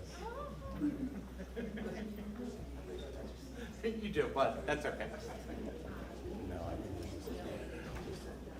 Good morning, council members. Rick Pfeiffer, 1408 Hannah. I'm here about item number 10, the cameras, which obviously you probably all got my email because I was cranky about it. We see what's happened in Los Angeles, in Chicago. We see what's happening across occupied Minneapolis and indeed the entire state of Minnesota. What we see has begun in Portland, Maine.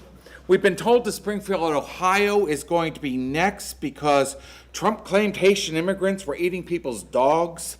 Enough. TPD is cooperating with ICE under 287G expansion.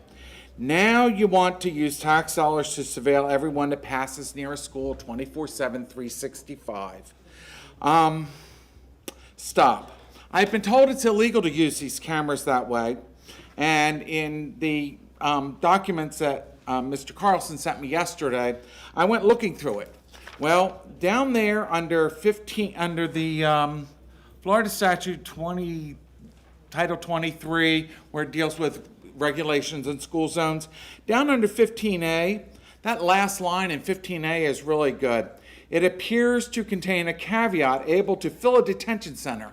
As it expressly states, those cameras can be used for purposes of determining criminal or civil liability for incidents captured by the speed detection system incidental to the permissible use of the detection system. That sounds like a real big giant loophole that some attorney is going to exploit. It sounds like a mighty convenient workaround for an organization that seems hell-bent on lying to the public and acting as judge, jury, and executioner. For nearly 250 years, legitimate law enforcement has not hidden their face from the public. Who hides their faces? Historically, that's been the Klan, militia kooks, and now a bunch of unvetted thugs ripping a page out of the playbook of the Nazis used to create chaos in the Weimar Republic of Germany. Kidnapping, disappearing, executing, spying, and lying. Why are we merrily going along with erecting a surveillance state like Cuba, China, Russia, and other authoritarian countries? No to these cameras, no to cooperating with ICE. We built a monster after 9/11 in the form of the Department of Homeland Security. We thought we were purchasing safety. Well, our bureaucratic Frankenstein is now marching through our Bill of Rights. And if you don't know what each of those Bill of Rights say, I suggest you go back and read the words that Mr. Madison actually penned in there and not what AI tells you. Read what they're doing. Our leaders, you need to recall the wise words of Benjamin Franklin. You have a republic if you can keep it, and those that give up security for liberty. Thank you. Greg Pans, followed by John Green. Greg, are you in the audience? Are you on agenda item? Yes. Okay. Good morning, Greg Parks. I'm here on item 10. I am with Red Speed. We are the proposed vendor for the city's contract. We've had the contract with the county. Oh. Are you with the? Well, I guess it's. Yeah, but he should. Yeah, it's a consent, yes. Yeah, go ahead, I'm sorry, go ahead, start his time over, please, go ahead. Yeah, and I won't need 3 minutes. I'm Greg Parks with Red Speed. I just wanted to address the issues that have arisen.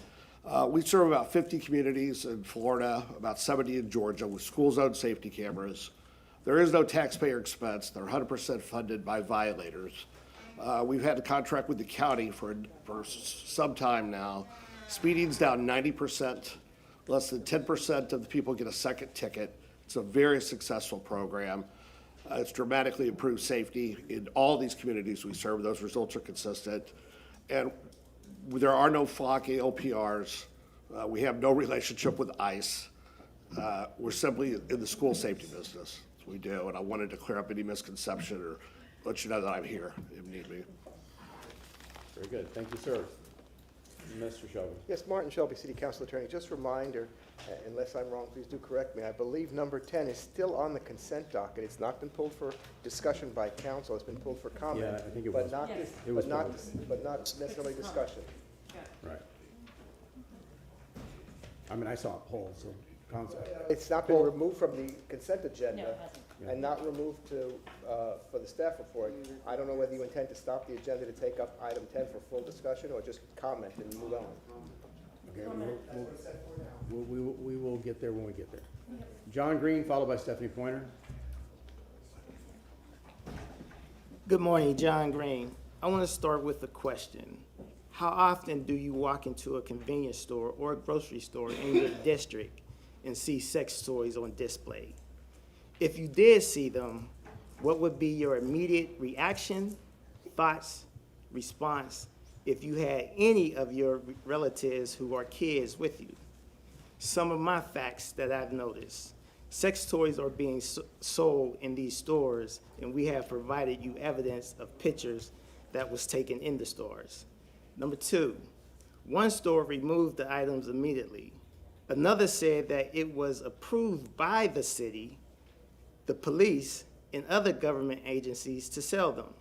I question, was it a prior problem for them to get that approval? I'm just asking the question. There's confusion on what departments or agencies handle these complaints. When a constituent in your district's called to complain, who can one call and where can we make these complaints?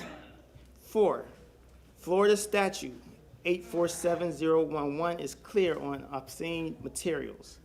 And it also speaks to knowingly selling and advertising is illegal. These stores, just to name a couple. 5th, most importantly, our children should be able to walk into any convenience store, local grocery store, knowing that it's free of sex and drug paraphernalia. All we asking for is respect and dignity for our children and the community. I want to thank you in advance for considering the issue and creating a pathway for us adults to save our babies' minds. Thank you, Mr. Green. Stephanie Pointer, followed by Ashley Moreau.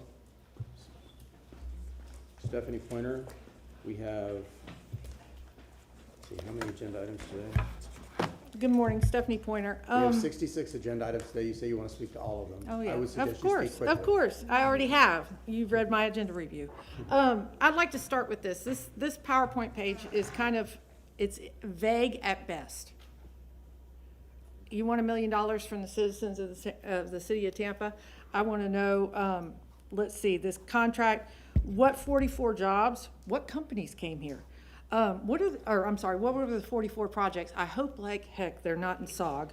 The jobs in line for where are they in the Occupational Outlook Handbook, which is produced by the Department of Labor. If you haven't seen it, it's a really great thing to learn from.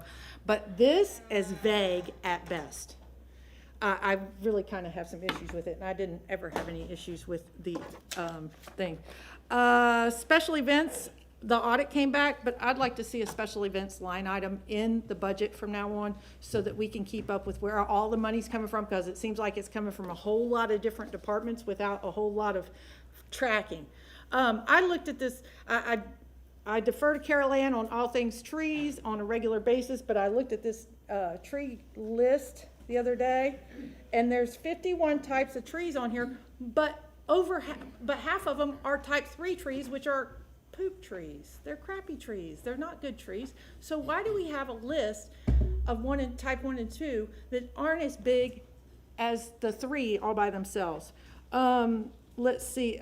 So I echo everything else that Carol Ann said. We met with Chief Bennett this week, had a good meeting about that. I support the water department getting their funds for this one project ever. The sidewalk in lieu of fees on number 48, that shouldn't, we don't touch other sidewalks. Well, eventually you will. Eventually you will. As I was handing out palm cards this week, I noticed all the sidewalks that started to connect with one another.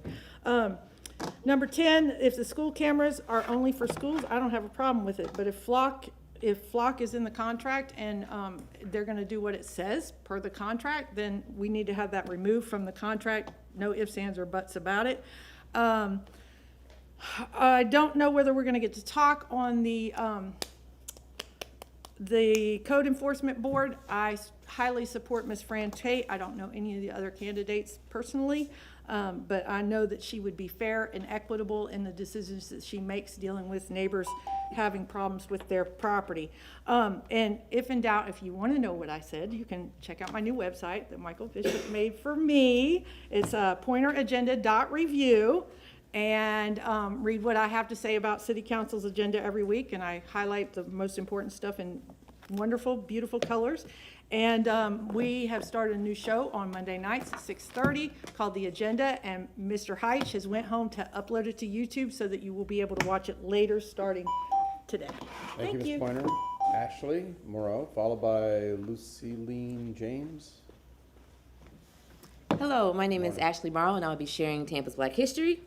I want to continue where I left off with Nancy Ashley's will. In 1872, she writes that she wants a respectable burial, and she leaves her belongings to Selmon Stanton, one of the trustees of Beulah Baptist Institutional Church, and she also leaves it to her nieces. And I believe Nancy deserves recognition, not tied to her enslaver, William Ashley, but as one of the earliest black women in Tampa whose words were recorded. After emancipation in 1870, census records show Nancy stays with William and is listed as his cook. Some people interpret that as devotion, but there are many reasons a formerly enslaved black woman would stay. For one, she was already economically positioned through his will he wrote in 1857, and that her alternate was living in poverty, so nobody wants that. Staying was not romance, it was survival. William dies in 1871, Nancy dies 2 years later in 1873, and it's not lost on me that Nancy waits until after his death to write her own will.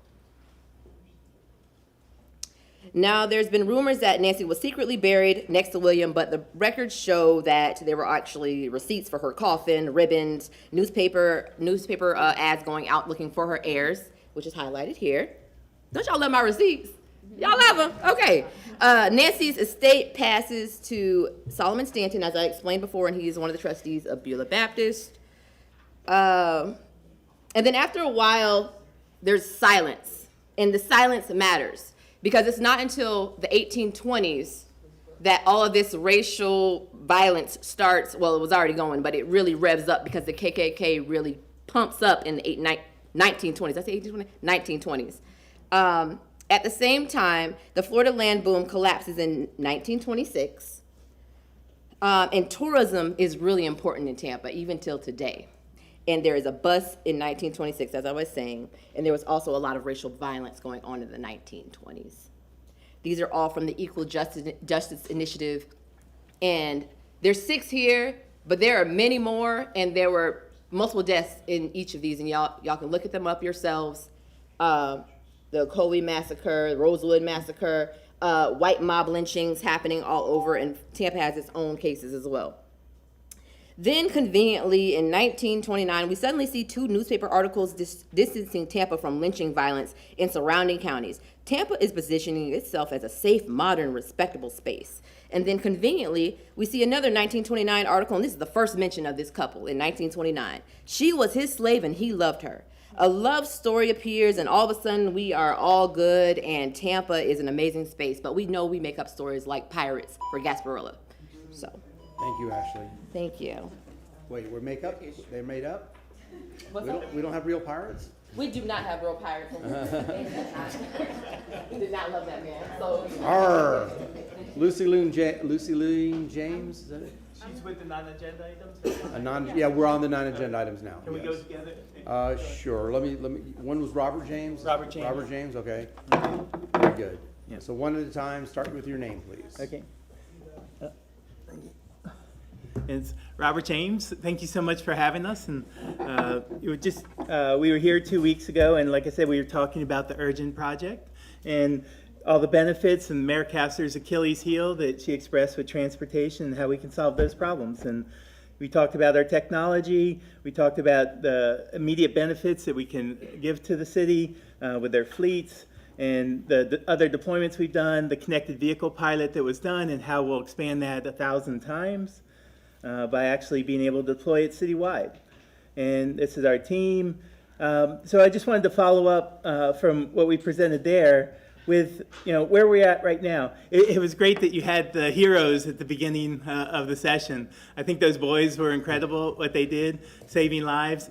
And I just want to give all you guys a chance to be heroes like them. This is what we're here for, is we're here to save lives.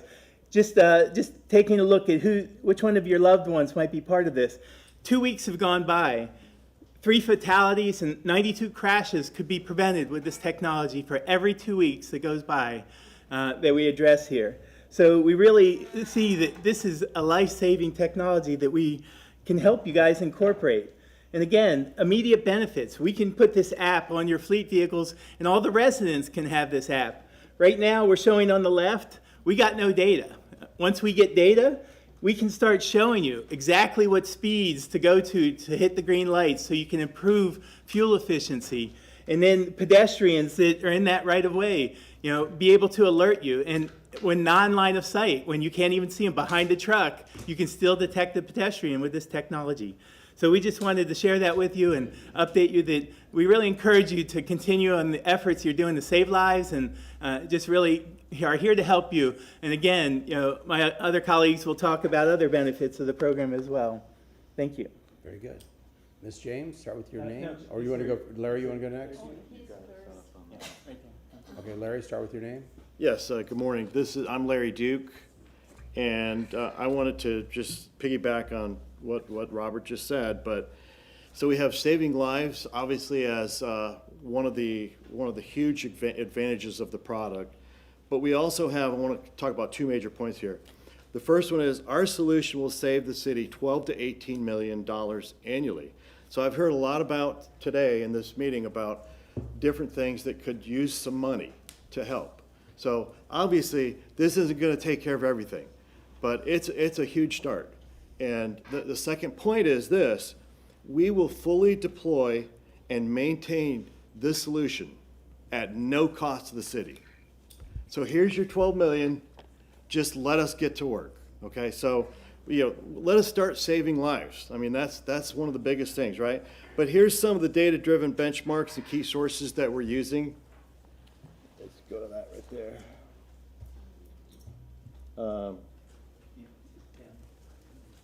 I'm not sure where that is.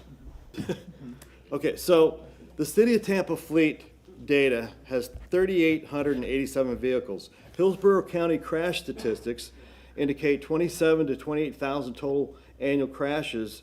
So applying that to municipal benchmarks, that's a 1 to 1.5% comparison. AVL systems cost benchmarks $400 per year per vehicle in savings. Fuel efficiency savings, 8 to 12% reduction from Tampa fleet fuel spend of 18 to 22 million annually.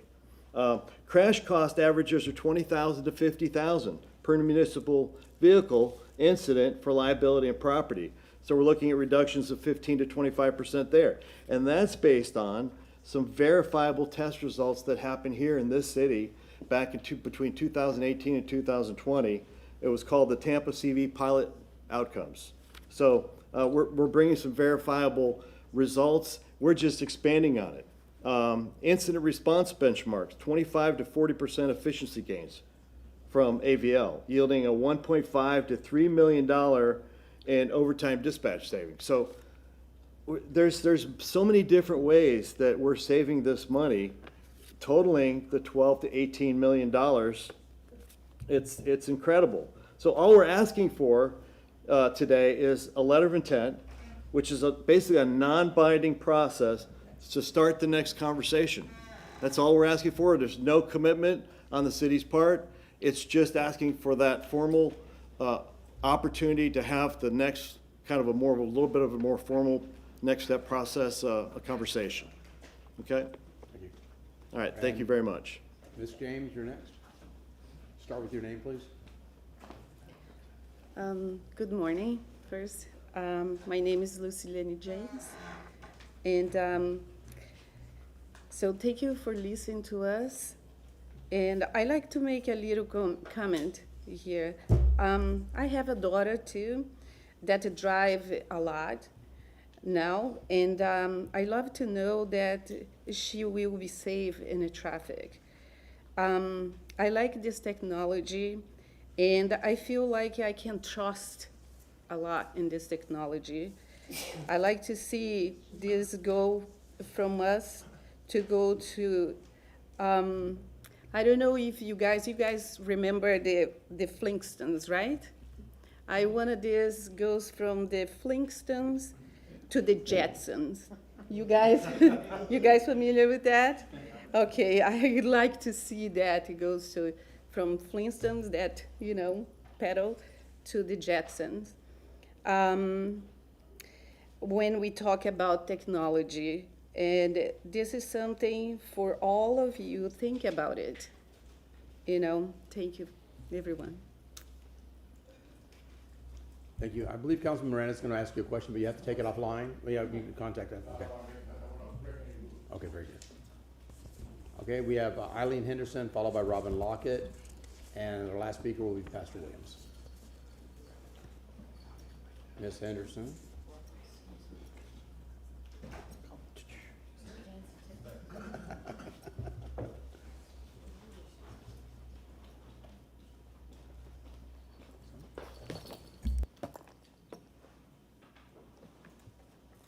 My first time using this, so.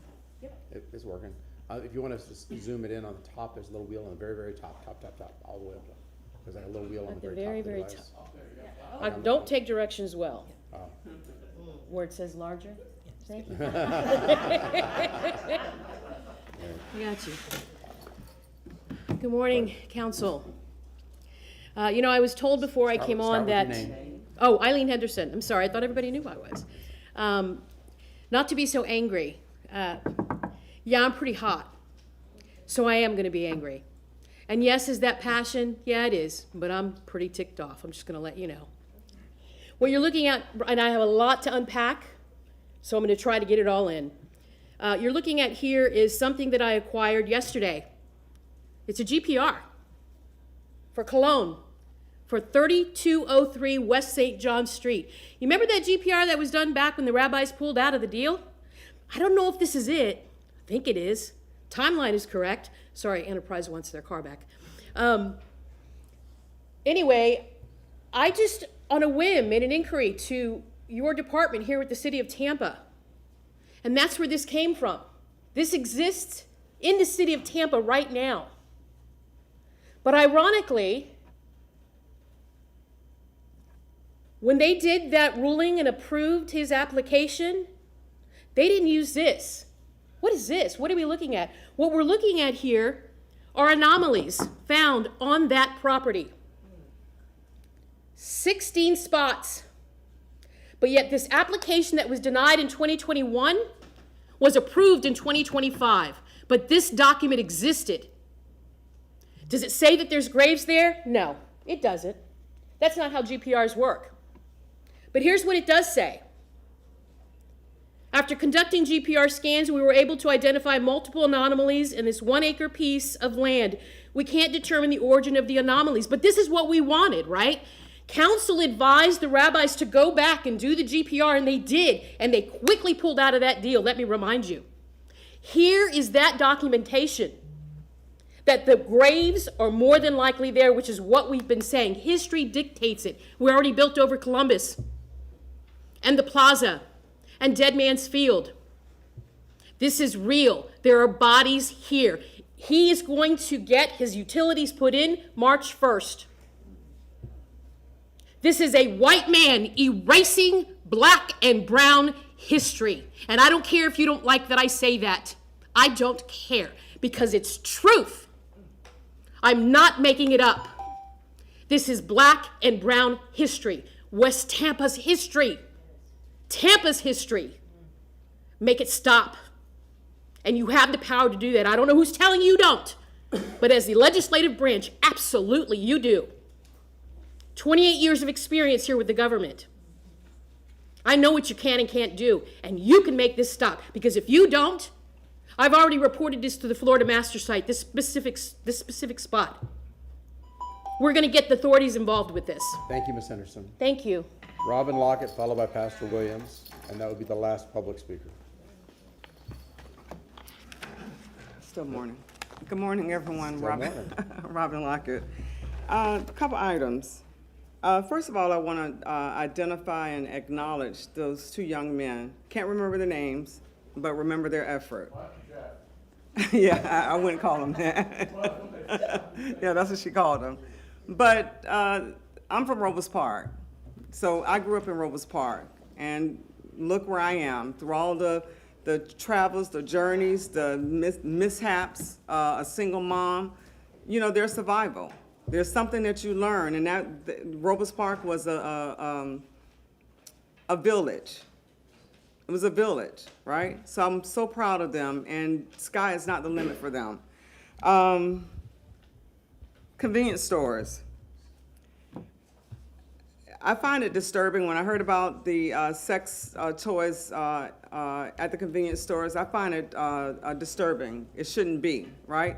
But how do we look at this in a larger frame, not just with Silver Dollar? How do we look at all of these convenience stores that sell bad food, that sell sex things, that sell drugs, that sell things that you weed or whatever? How do we look at everything in a larger realm to bring them in order, to bring some type of order to them, right? Because again, the idea of convenience is that it's convenient for the community, right? But we want quality things in the store. We want our kids to be able to go to the store and go in as a kid and leave as a kid, not have something introduced to them like a sex toy. So I support if there is an ordinance or anything of that nature that can clean this up, but let's look at this deeper. Because it's not just the sex toys, it's the bad food, it's the expired food, it's the dirty parking lot. The code enforcement should be fining them. This is the only area I see that Family Dollars, convenience stores have dirty parking lots, trash everywhere. So we have an opportunity to make some changes in that. The cameras. Now, when I heard the first presentation of the cameras at the school, with the school zones, if memory serves me right, and I claim older, not old, it was said that those cameras would only be on during school hours. That's it, during school hours. If there's an opportunity, someone read the contract, it's not whether folk or whatever the group's name has a relationship with it, it's the opportunity that they, because of that wording in the contract, ICE can get the information from them. Thank you. Thank you, Robin. Pastor Williams, you're up. Bring it home.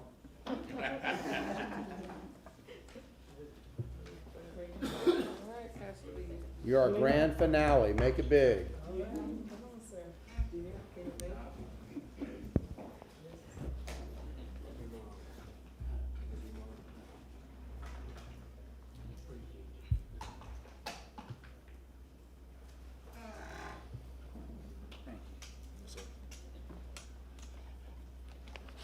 Okay, I thank y'all for waiting on me. Good morning, sir. Start with your name, please. Pastor Williams, Frank Williams, You can start his time now. located at 1112 East Scott Street. You know, I've been coming down here for many, many years. And you know what? Y'all don't do nothing for me. Don't do nothing for people that come up and complain. But we are the source of everything. And you have to realize that we're trying to do the right thing, but y'all don't want us to do the right thing. You're blocking us from doing the right thing and do what y'all want to do. I done came down here many years ago, and boy, things was a lot better. But now it's getting worse and worse. And now we got to understand, I don't know what this traffic stuff of sex toys is about, and don't want to know nothing about no sex toys. I want to know about this real thing. So this what we have to understand. We're here to do the right thing for all people, not just me. And y'all ain't gonna do nothing for me. My water's still cut off.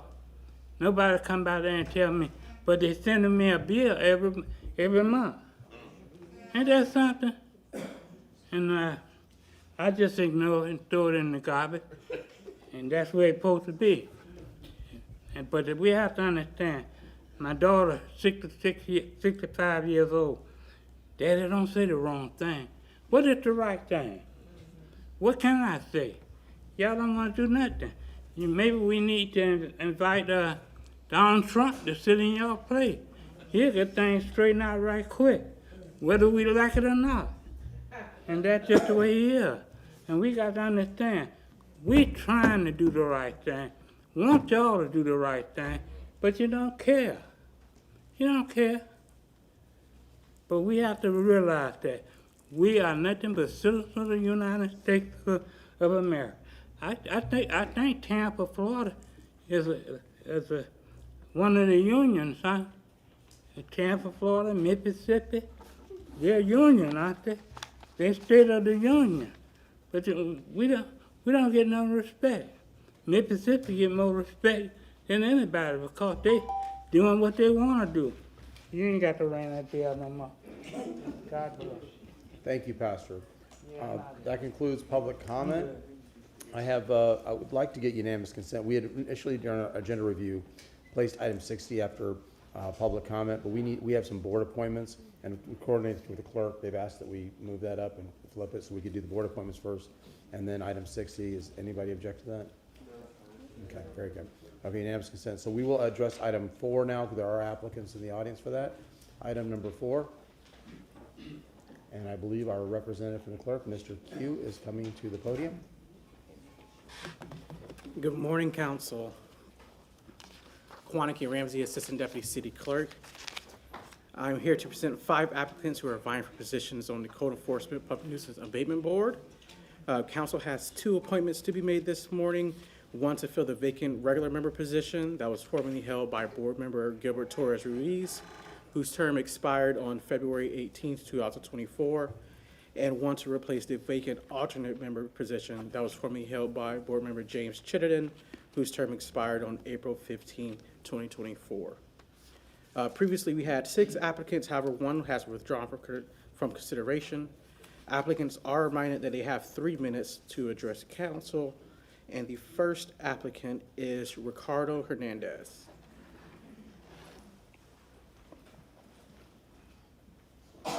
Good morning, Mr. Hernandez. Start with your name, please. And you have Good 3 morning. minutes. My name is Ricardo Hernandez, and the first time, thank you so much to be considered for this important quasi-judicial work that's important for our community. I'm a certified general contractor, and I hold a civil engineer degree too. And I'm the owner for AM Project Group.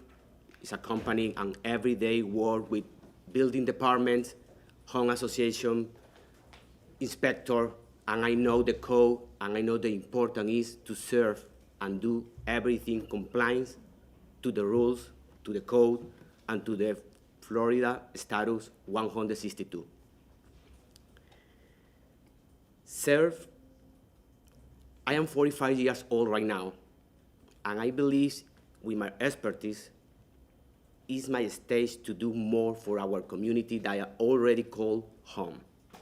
I have a son, he's 9 years old, and for example, 3 weeks ago, we started a small project to take cats for our neighborhood, sterilize, spray, and put in adoption or put back to cat overpopulation. I invite you for the next week in our shore because we present a small project for our school. It's really, really who I am. And really, really, I have the commitment, the integrity, and the responsibility to get this work done based to the code and the rules. Thank you. Thank you, Mr. Hernandez. Does council have any questions? I have one question. Do you currently serve on any other boards? No. Thank you. Thank you. Thank you very much.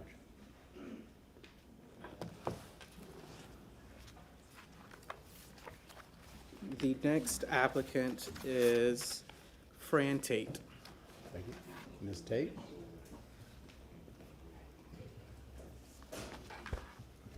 Good morning, Council Chair. I am Fran Tate. I am the founder and president of the Jackson Heights Neighborhood Association and Community Safety Watch. I'm also a member of the I'm also a member of the East Tampa CAC Board. Today, I stand before you as an applicant for an alternate seat on the Code Enforcement Nuisance Abatement Board. Why?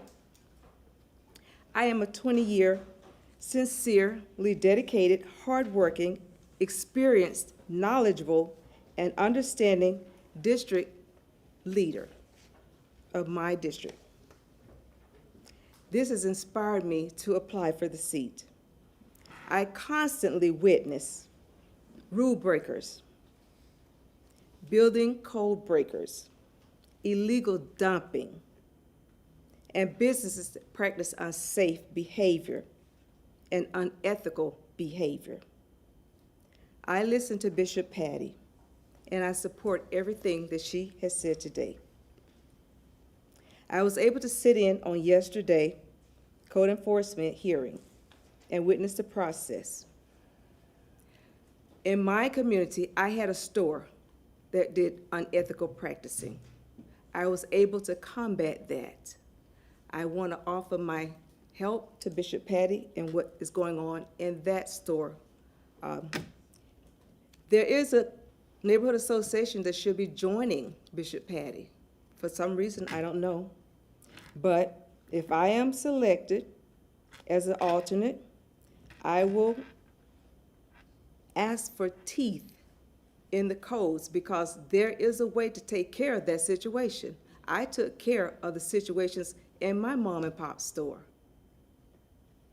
My mom and pop store now are permanent members of my neighborhood association, and they follow each and every thing that was asked of them. It can be done at that store that Bishop Patty is fighting against. Thank you so very much. Council have any questions? Ms. Oh, Tate, I'm sorry. Ms. Tate, I have a question. I heard you serve on the CAC for this. Yes, I do. Do you serve on any other boards? No, I don't. Thank you very much. Thank you. Sir? Oh, Q. Next is John Texedo. John Texedo, are you in the house? John Texedo? Okay. Next, we have Michael Womack. Michael Womack. Start with your name. You have 3 minutes. Good morning, Council Chair. My name is Michael Womack. I appreciate the opportunity to speak with you today.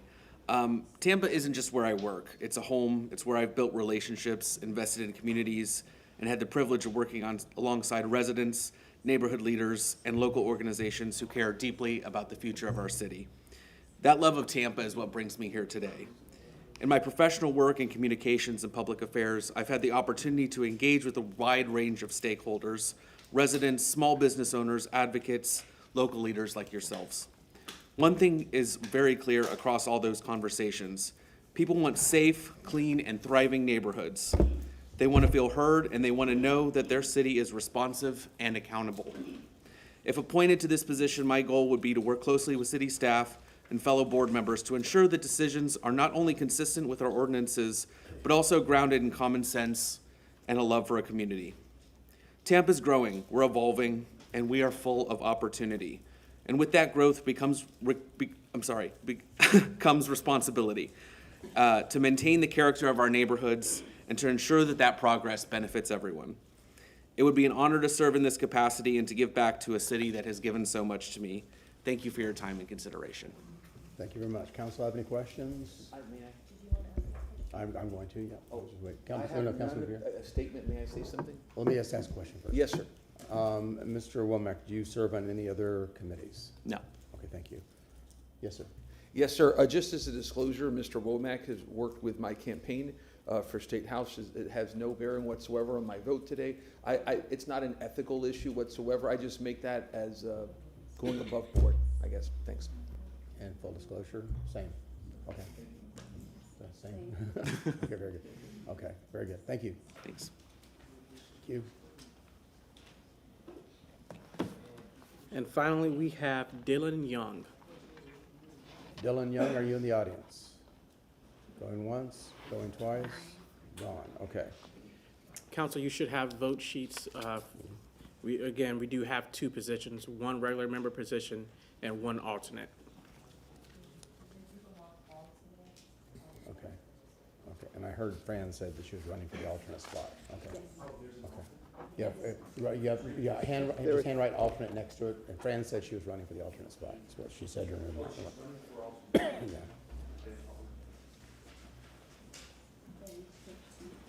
Yeah. One alternate, one regular. Oh, no, so you need to check the alternate one. No, but here. Yeah. Councilman Maniscalco? So this is the board that I started on many years ago. Councilman Miranda was here, and I was an alternate. So even being an alternate, I came to almost all the meetings. So you do get involved in it, and it's a very interesting perspective into the community. You learn a lot. You know, it's funny about the citizen, because I mean, I started on the Citizen Civil Service Board. I think Charter Review Committee. You did Civil Service too, right? Yeah. So it's, I still don't know exactly because things have changed.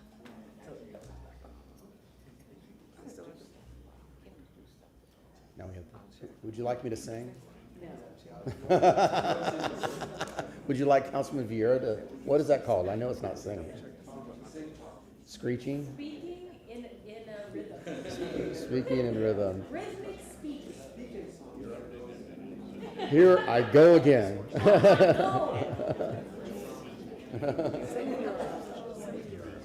We're not asking you to sing. The ringer here. Came out of nowhere, freaking ringer. Good singer, good singer, good singer. Not so good singer. Terrible singer. We haven't heard you sing yet. Can you sing? Oh, so we got two ringers. Now that tells me we got two ringers here. We have two ringers. You've never heard your people sing. Yeah.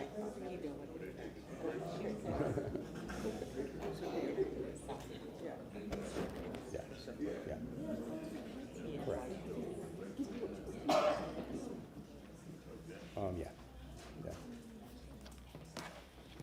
So let me make an announcement. For those of you that are waiting, we're going to hear item 60, then we're going to break for lunch. So we're not going to hear anything beyond 60. So if you're waiting here for something else, you guys go enjoy your lunch, and we'll see you here at 1:30. That's right, 1:30. Okay, Mr. Q, go ahead. Council, you have selected Fran Tate unanimously for the alternate position. You have also selected Michael Womack for the regular member position with votes that were received by Maniscalco, Clendenin, Young, Vieira, and Carlson. Ricardo Hernandez also received votes from Miranda and Hertak. Thank you very much. Congratulations to the applicants. Now go do good work. May I say something for? We need a motion to Direct me to come back direct with a Mr. resolution. Shelby So to moved. bring the Second. resolution to council on what date? The next regular The meeting. next regular meeting. We have a motion from Councilman Vera, second from Councilman Maniscalco. All those in favor say aye. Aye. Opposed? Ayes have it. Councilman Vera. Yes, sir, and I think, did I see Sebastian here in the audience? So maybe okay. He's been in and out. Well, you know, Michael, if you don't mind, can you get Mr. Ricardo there, his information? We can go out for coffee, if you don't mind. I wanted to do that. Thank you, sir. Just, thank you. I think we all know who he was talking to. Okay, so there he is. Too late, too late. Okay, so we, per our agenda review, we are now going to hear item number 60. Good And morning. then after this item, we're taking a lunch. Okay. Dana Crosby Collier, City Attorney's Office. I'm here to address item number 60. Going to put the motion down on the screen so we're all clear on what we're discussing. We're responding to Councilmember Young's motion to ask staff to explore options to address community concerns regarding sex paraphernalia being displayed where minors can see it in stores, retail stores. I've heard the public comment, and I appreciate the public comment, and I want to address the statutes that were discussed during public comment, but I'm going to start first with just some basic First Amendment law. So First Amendment, as you know, protects our freedom of expression. It does not extend to materials that are deemed obscene or child pornography, but it does extend to free commerce and ideas. So in the state of Florida regarding retail commerce and materials that are described as materials deemed harmful to minors, the state has defined that term in the statutes. It's defined pretty narrowly. It's extending to acts such as imitation, characterization, description, exhibition, presentation, or representation of whatever kind or form depicting nudity, sexual conduct, or sexual excitement. Retail display of material deemed harmful to minors is regulated under state law and can be enforced in accordance with Chapter 847. However, sex toys as an item do not fall under the definition of something that is either obscene or harmful to minors. And in fact, under Florida law, minors can purchase sex paraphernalia. So I do want to just to be clear of what we are talking about. This is what would be considered material that is harmful to minors. It's a reproduction, imitation, characterization, description, exhibition, presentation, or representation of whatever kind or form that depicts nudity, sexual conduct, sexual excitement, when it appeals to the prurient, shameful, or morbid interest, is patently offensive to the prevailing standards in our community, and as a whole is taken without serious artistic or political scientific value. Now, harmful materials, there is a statute, as was mentioned earlier, that prohibits the retail display of harmful materials to minors. Hold up, pull it up a little bit. And as you can see, it does require that retail establishments not display any book, magazine, or other printed material, the cover of which depicts material which is harmful to minors. They can't exhibit these books, magazines, or materials in such a way so it's on open display or within the convenient reach of minors who may frequent the establishment. This is why when you go into a store, you see a Playboy magazine perhaps, and it's behind the counter, and there's a manila shield in front of it. All you see is the title of the magazine. You don't see any descriptive photo of anything. Again, we go to obscenity, which is something that is not free speech. It's not protected by the Constitution, as is child pornography is also not protected. So when we look at things that are obscene, you're looking at things that are magazines, books, periodicals, newspapers, comic books, stories, videos, video cassettes, as was mentioned, records, wiretape recording, that may or may not require mechanical or other means to transmit into auditory, visual, or sensory representations of character or any article or instrument for obscene use. So what that really means is that it has to be something that displays some kind of a overt sexual activity. We're looking at, go ahead. Oh. No, that was from the audience. Yeah, I'm sorry. No speaking in the audience, please. Sexual conduct is defined, and it's an actual or simulated sexual intercourse, deviant sexual intercourse, bestiality, masturbation, sadomasochistic abuse. These things are defined in our statute as things that are sexual conduct, sexual excitement, sexually oriented material. So all of these things are defined in our statute and can be enforced in accordance with the law if they appear in a retail establishment. But things that just are placed on the counter that are not, do not rise to the level of obscenity or the level of those items I just showed you that are harmful to minors are able to be displayed under the First Amendment law. When something does not comply with the law, then it can be we have a law on the books that will allow us to investigate and proceed with that, having that item removed, as was mentioned. Councilman Maniscalco, then Miranda. Thank you very much. So I did just my own quick research, and I was looking for, because a comment was made, and I'd heard it before, that the city allowed for this, and the city doesn't allow for this. So I looked at where in the state of Florida, if anywhere, is there an application process, and what I found was, maybe I'm wrong, I did my own research, Charlotte County, which is not too far away, that you have to apply for a license, I believe, in order to sell adult novelty items. I don't know if you saw that. And I didn't see that. However, in our code, we do regulate adult use establishments. Okay. And those are things like, certain theaters you may be aware of on Nebraska Avenue, things of that nature are regulated as an adult use, but that's a different category, and that becomes a zoning issue. So what about, from a council perspective, could we do anything in regards to not an adults only section, but like you were mentioning, if there's a Playboy magazine, it's covered and it shows the title. But if they are selling something, these convenience stores, that it be behind a curtain or in the back section of a store away saying, adults only 18 plus. Now, I know you mentioned that for products, and selling to minors, there is no they can sell to minors, but could we do something ordinance-wise or via code enforcement where it's, if you're going to sell, because these are convenience stores. I mean, you don't have grocery stores. This is the closest thing to get food, and food is another issue with the health department that was mentioned. But can we, at the very minimum, require retail establishment, because they're paying for a City of Tampa business license to say, if you have these products, whether they're smoking paraphernalia or adult paraphernalia, that you be required to put a sign, block it, put a curtain, put it in the back of the store where a kid comes in, a teenager comes in looking for something to eat, whatever it is, that they're not seeing this. I mean, it's in a separate section. What can we do from here? So in regard to what can be required to be displayed differently, the state has addressed that. Retail display of minors, as was pointed out in public comment on numerous times, this is the statute that addresses the retail display of materials that are harmful to minors. And it describes for us as cities and counties what we must require to be placed behind the curtain. If we were to go, we really can't go beyond this, because then the stores are going to say they have a First Amendment protection to display the items unless they fall under the definition of something that is harmful to minors. And that then would be something that's already also covered in statute. So it would be a matter of requesting it, but you couldn't regulate it without stepping on the First Amendment rights of the vendors. Okay. Councilman Miranda.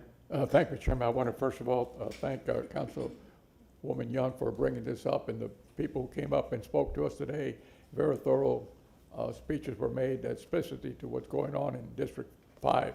However, when I read the context real quickly, it said said East Tampa. I would like to amend that to start in East Tampa and finish in District 4, 5, 6, and 7, which compounds the whole city of Tampa, not just one district, to start there and work it out to the whole city. This is something that's happening in this country, and we're not in Washington. We're not talking about the individual who did all those things and covered up with money and all that kind of stuff. But we got to straighten this thing out. Young people have a tendency of seeing and remembering what they see, and that's how you remember where you come from. And this has got to stop. I mean, this is, we have got to make life a little simpler, a little more amenable, and a little more happiness for everyone. What's going on here is just about money and different things that are illegal. And we're tired of it in the city of Tampa. We're not going to swallow it. We're going to do it, and we got to set the standard for other communities to follow. And right now, we haven't done that. Thank you. Councilwoman Young? Yes. Well, one, I want to thank you very much. So what I believe, what I'm hearing you say is that under the state laws, that the sex toys or paraphernalia do not fall under the definition of something that is harmful to minors or obscene. Is that what am I understanding that correctly? Generally speaking, this is the definition of items that are harmful to minors. And generally speaking, that is true.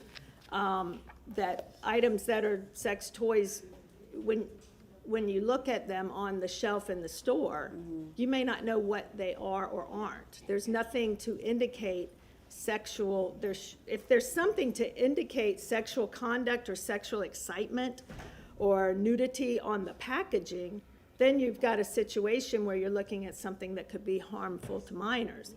But if you go into Walmart and there's, or any Target, CVS. No. They're in the section with the condoms and other things that are for that purpose, and you will see boxes of items on that shelf that are not clearly, readily, to someone just going in like me, I had to Google to figure out what that item was because the box was nondescript. So here's going from piggybacking off of Councilman Maniscalco and Councilman Miranda, can you, and I'm asking you, just, because you interpret the law, you are the attorney, and I really appreciate you just bringing this and doing the work. I need a next step, an action item. What can we do? Because it's happening in the stores. It's happening, and and like the kids that we had, the young kids that we had today, they're going into these stores. They are, and they're seeing this. And as part of a broader conversation, is really just cleaning up our community. That's what the community is asking. And so, what can be done? What can we do? If an item falls under this, this is your statute relating to retail display of harmful materials harmful to minors. These are prohibited. If there is something like this that is not screened from the minor's reach or consumption, then that is a violation of state law. So there's nothing more that City Council needs to do because it is already in state law. As you can see, it's a misdemeanor of the first degree in state law. Regarding things that do not rise, that still maintain their First Amendment protection, the consumers and the customers and the community should ask vendors, and I believe we have in some cases, to move sensitive materials away from the sight of minors.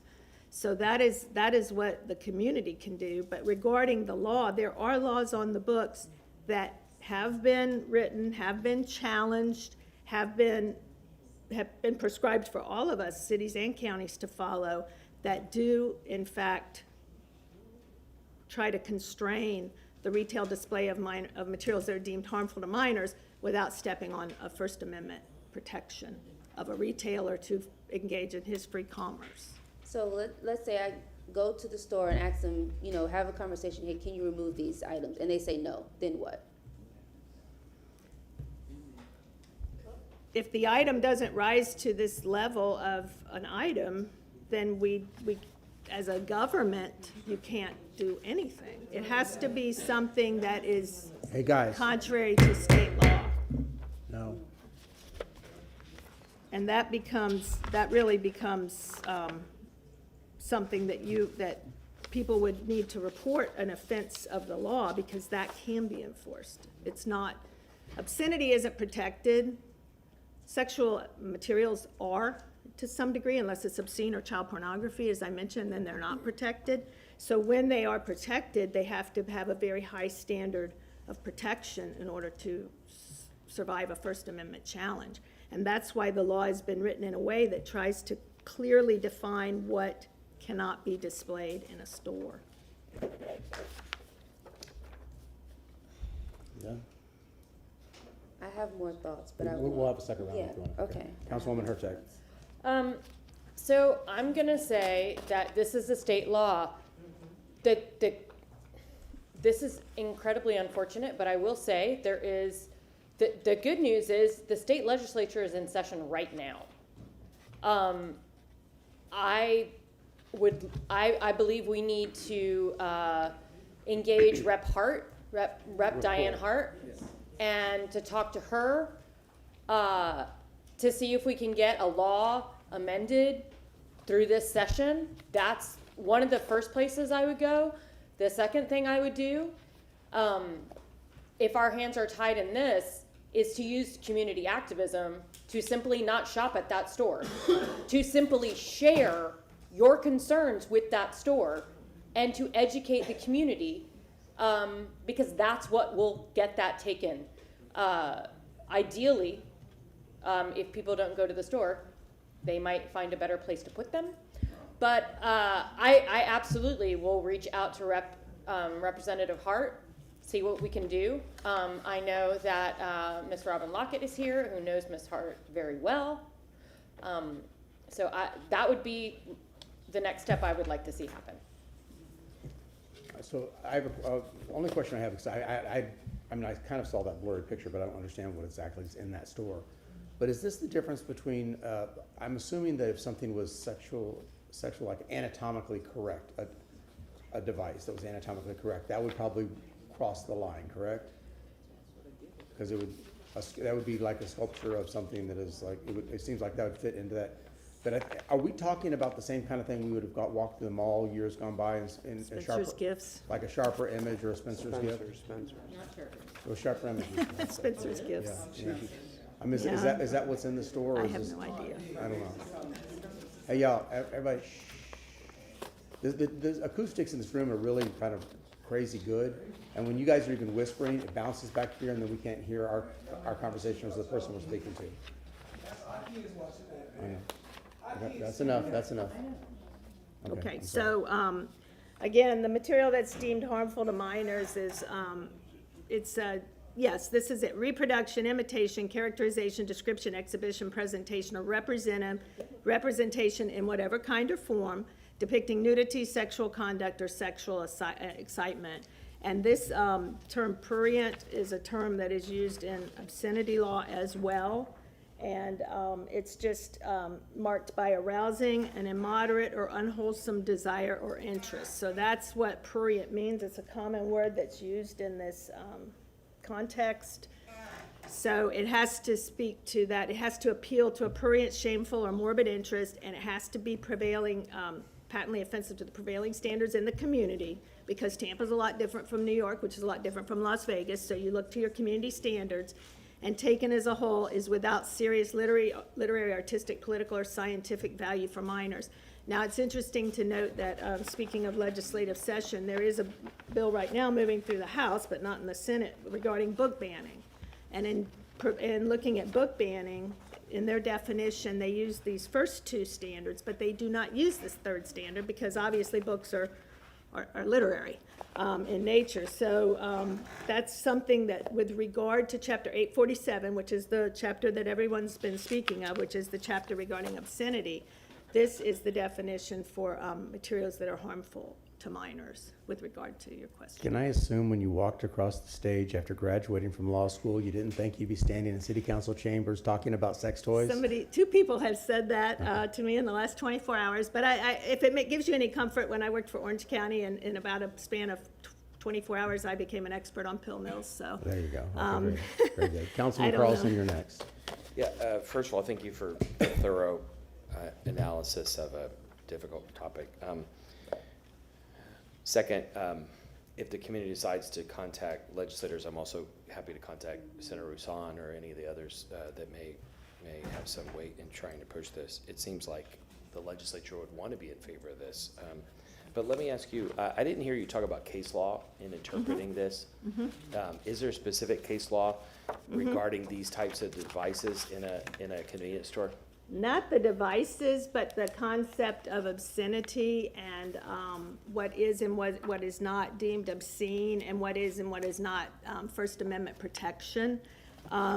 In state law, I was unable to find really anything specific to sex toys, and that's because they're not regulated in state law. What about, I mean, what's the downside if we, I mean, with the lack of case law, why not test the state law and have a very narrow definition that comes as close to this definition as we can?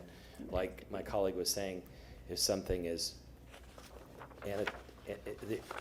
if something looks like a toy, it might not, like a regular toy, it might not qualify. But if it looks like something that's anatomically correct, then it seems like it would.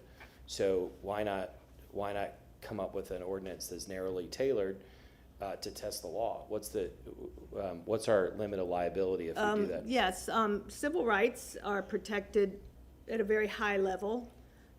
There can be individual liability for violation, as you know from many years of watching the news and seeing how things are prosecuted. There can be individual liability for a violation of someone's civil rights. First Amendment is a very high level of protection. In local governments, frequently they do struggle with First Amendment issues. Panhandling is one that's frequently challenged because it's someone's right to stand on the corner, and the city says, no, it's dangerous to stand in an intersection, but the First Amendment does normally prevail. So First Amendment, that's entirely why when we were digging into this issue, we looked to what the state law provides for, because presumably in some way or shape, form, this has been challenged at some level of the court system, and it has survived that challenge based on the balance between protecting minors and protecting First Amendment. And that's why it's written so explicitly in the law. Well, and I'd like to follow up on that, depending on what my colleagues say. But another question, understanding the separation of powers in the charter that the mayor has control over code enforcement and TPD, is there anything that city council could do to request that those departments step up their inspections, to do inspections more regularly of these facilities? Because it sounds like there are multiple issues at some of them. I really wasn't prepared to address the enforcement, because it's already in law and it already would be enforced upon a complaint. It would be inspected, and then it would be determined if something violates the state law. And like then if we that would passed be a resolution prosecuted. if we pass a resolution that's maybe non-binding, just to say we would Encourage. suggest the administration ask code enforcement to check on these issues once a week or twice a week or something like that. It's non-binding, but could we at least do that to try to suggest some action? You can pass a resolution encouraging anything really, or encouraging vendors to not put this materials that are not necessarily up to the state statute, but definitely are offensive to the community's senses. You can always request people do the right thing or do the thing that you want. As far as requiring it by regulating it, that's where you get on the slippery slope on the First Amendment. Again, if it's violative of the state law, it's a violation of state law. It's addressed, it can be prosecuted, there are penalties described in every one of these statutes. Councilman Vieira, that'll be end of round one, and then we'll go to round two. Thank you very much. Yeah, so no, I mean, there's the 10 commandments and then it's 10 suggestions, right? And if there's things that we can't do in terms of mandating, I mean, I'm sure the owner or owners of this establishment or establishments know this is happening, right? I mean, can we, council, set up, I mean, because I want to be very respectful of all of the people that are here with very legitimate concerns brought upon by family and values and many faith. I respect that. And so why don't we just I mean, I don't mind knocking on the door and going, hey, what that's sometimes the simplest thing is the easiest thing I find. I find that in the law, and I also find that in politics. And just somebody knocking on the door and going, hey, what's going on? And that's it. Hey, what's going on? Councilman Maniscalco, this is the beginning of round two. Thank you very much. So I pulled it up and it was from Charlotte County. It's an application for sexually oriented business license, Charlotte County here in Florida. And there's different categories, and there's one of them is adult novelty store. So would we be able to expand, again, a business in the city of Tampa pays a business license, expand that category to have, if you're gonna sell these items, you know, just like a store would need a secondhand dealer's license, or a pawn shop needs a pawnbroker, you know, and whatever, you know, further licenses, can we expand that? These are the three sections in our zoning code relating to adult establishments, adult uses, and they are regulated differently than a convenience store or a retail store like a Walmart. We have our adult bookstore, which of course is where you go for photographs, books, etc. There's an adult entertainment establishment, and this is something that offers the entertainment, and it could include graphic media and things of that nature. And then we have our adult theater. These are the three sections of our code that talk about adult use. I'm going to And require those are volunteers from regulated city by council to do this homework. zoning law.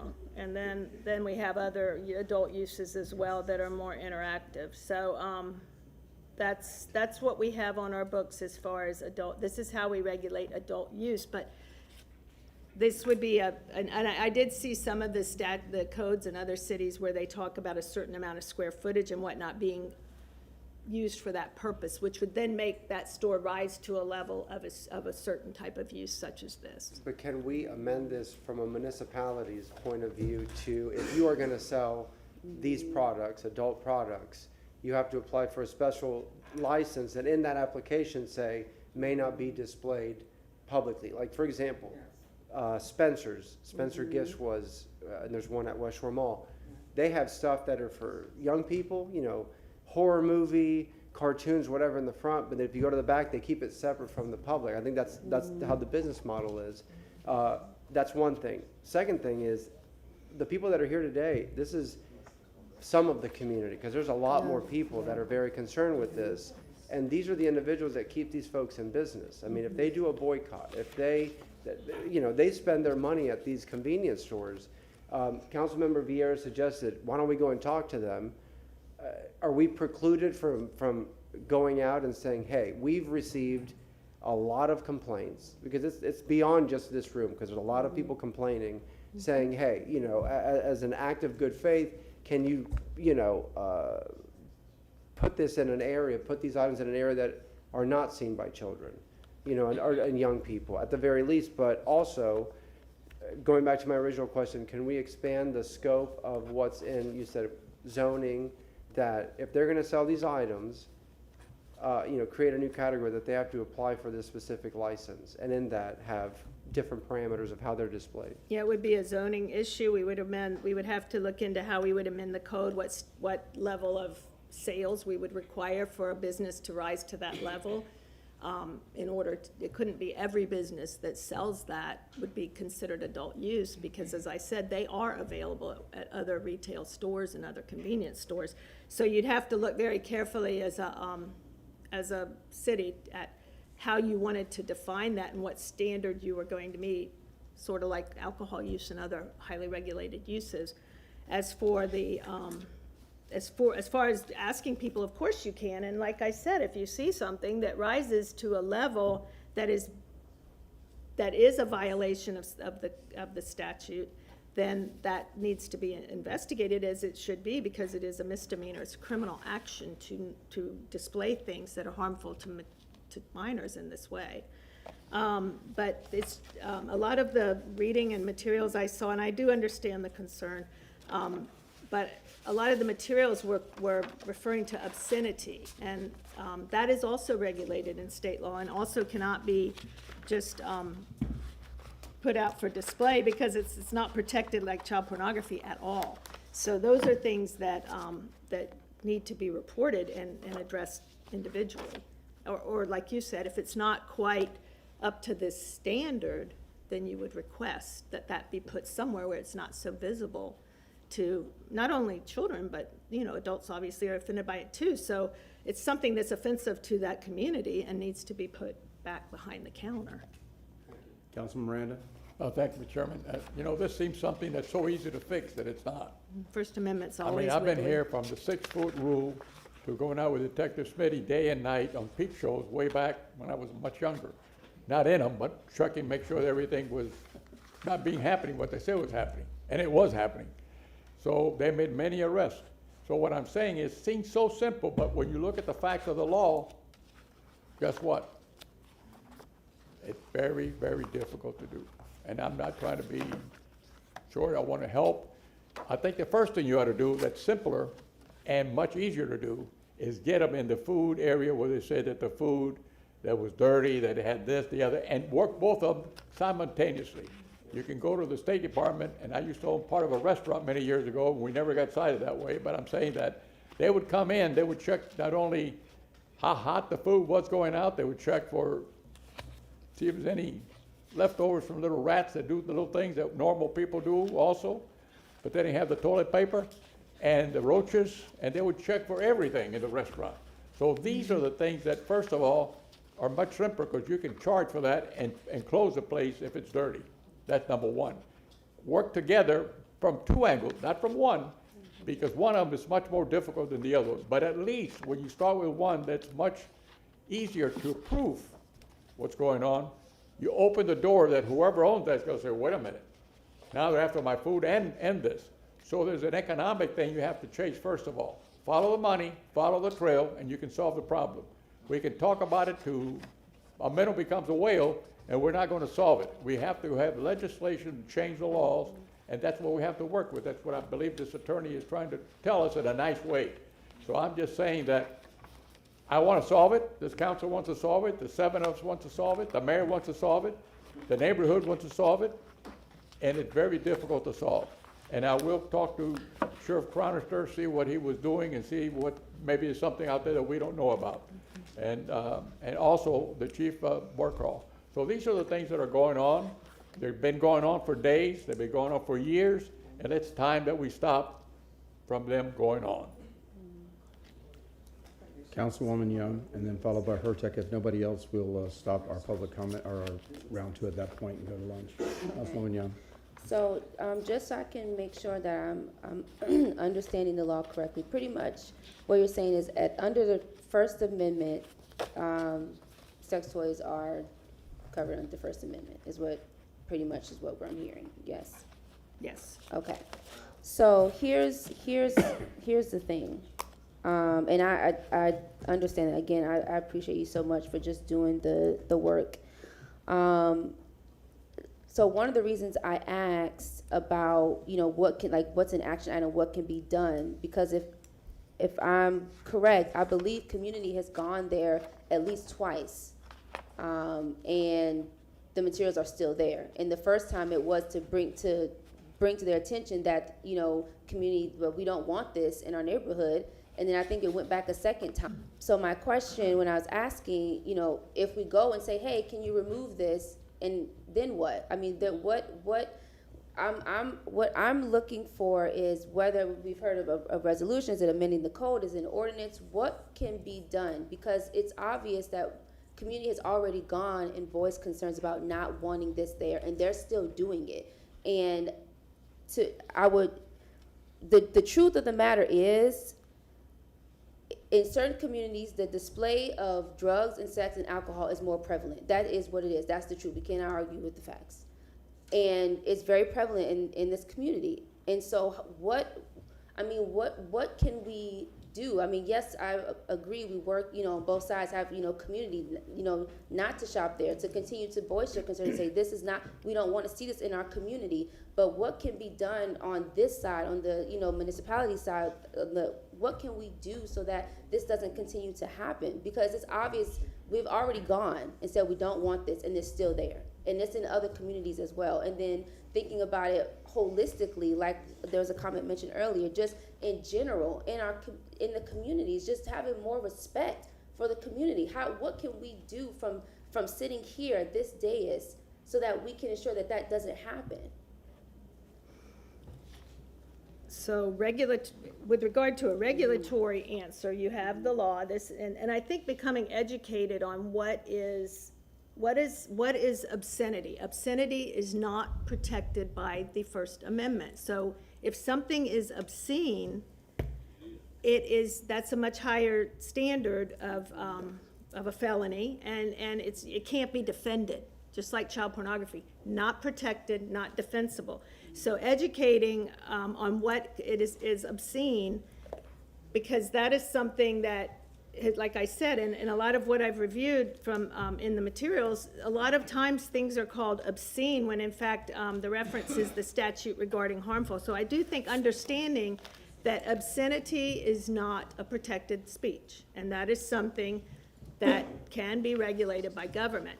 And then looking at what is deemed harmful, which I have the definition here as well, and these things are prohibited. As you can see, it's only a first-degree misdemeanor if it's displayed and it's harmful, but if it's obscene, then it rises to a whole new level of felony. So that is something that these are two totally different things, and they have two totally different levels of standards. And I think that's important that people understand that these are different things. And I know that I understand that if it is a retail display of something that is prohibited by law, then it should be enforced. And that is something that you cannot display for minors. This type of thing, it's not obscenity, it's something deemed harmful to minors. So it's a different standard. It is protected. That's why it's controlled in the law. So I think understanding that there's a famous Supreme Court justice that said, they said, what is obscenity? And his comment was, I will know it when I see it. And that's because obscenity can be very subjective. Some people find things to be obscene that other people would not. That's why the standard and the way it's written in the statute and in the case law, as we discussed briefly, is so high, because obscenity is something that is difficult to define, and it is something that may differ from me to another person. However, that's why the state created this harmful to minors definition, so that we could look at this and see that it's not obscenity. It's something that's deemed harmful to minors. It's something kids shouldn't see, shouldn't have readily available access to. And that is how that stuff should be reported and investigated accordingly, if it's a violation of the law. If it's not a violation of the law, or obscenity, which is not protected by First Amendment at all, then that becomes a community advocacy issue. So in your professional opinion, right now, what should be our next step? Where do we go from here? We've heard a resolution, we've heard we want to see an ordinance, we've heard maybe is it amending the zoning code.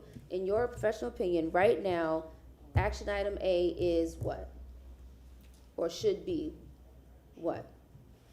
Things that are deemed to be in violation of the statute should be reported accordingly. That's action item number 1, because there is state law and there are things in the law that allow us to. Law enforcement. Okay.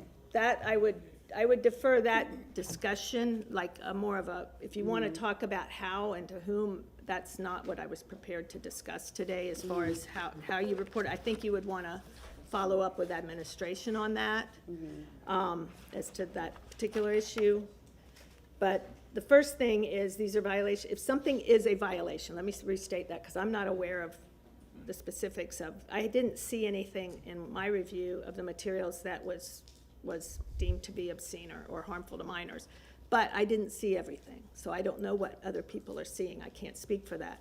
I can just say if someone sees something that falls under this definition, it needs to be reported, and we can get back with you on how that process could work, but that's not what we were talking about today. With regard to things that are not able to be regulated, if they're not regulated in state law, then you have to know that they have a First Amendment protection, and regulation of First Amendment, as you know, is a very dangerous thing. It's very costly in many ways. So that's something that you would have to consider in your deliberations.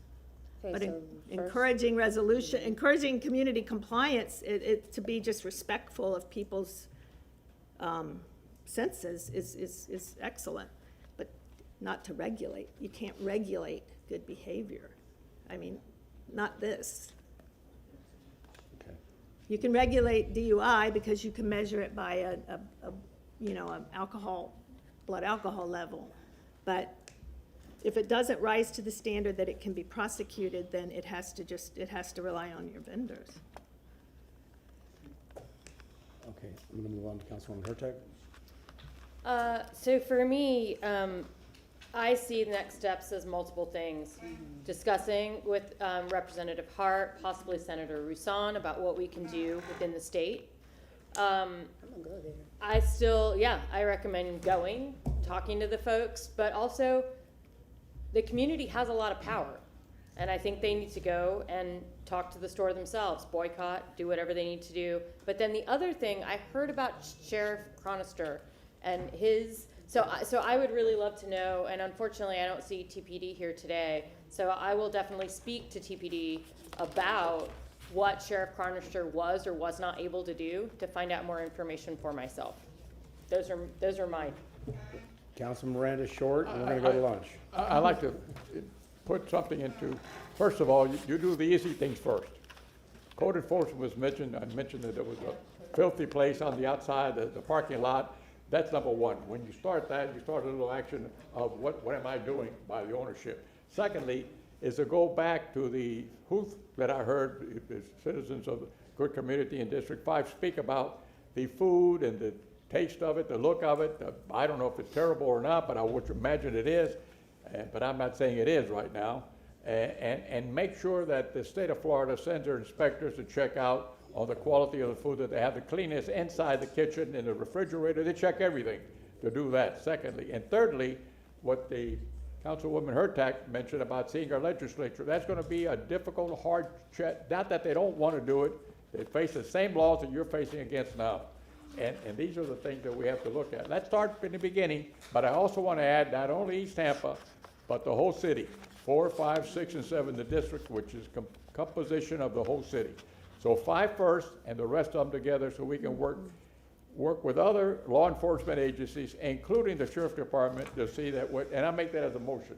You are killing me. Councilman Miranda has a motion. Restate it, please. I got on the line first.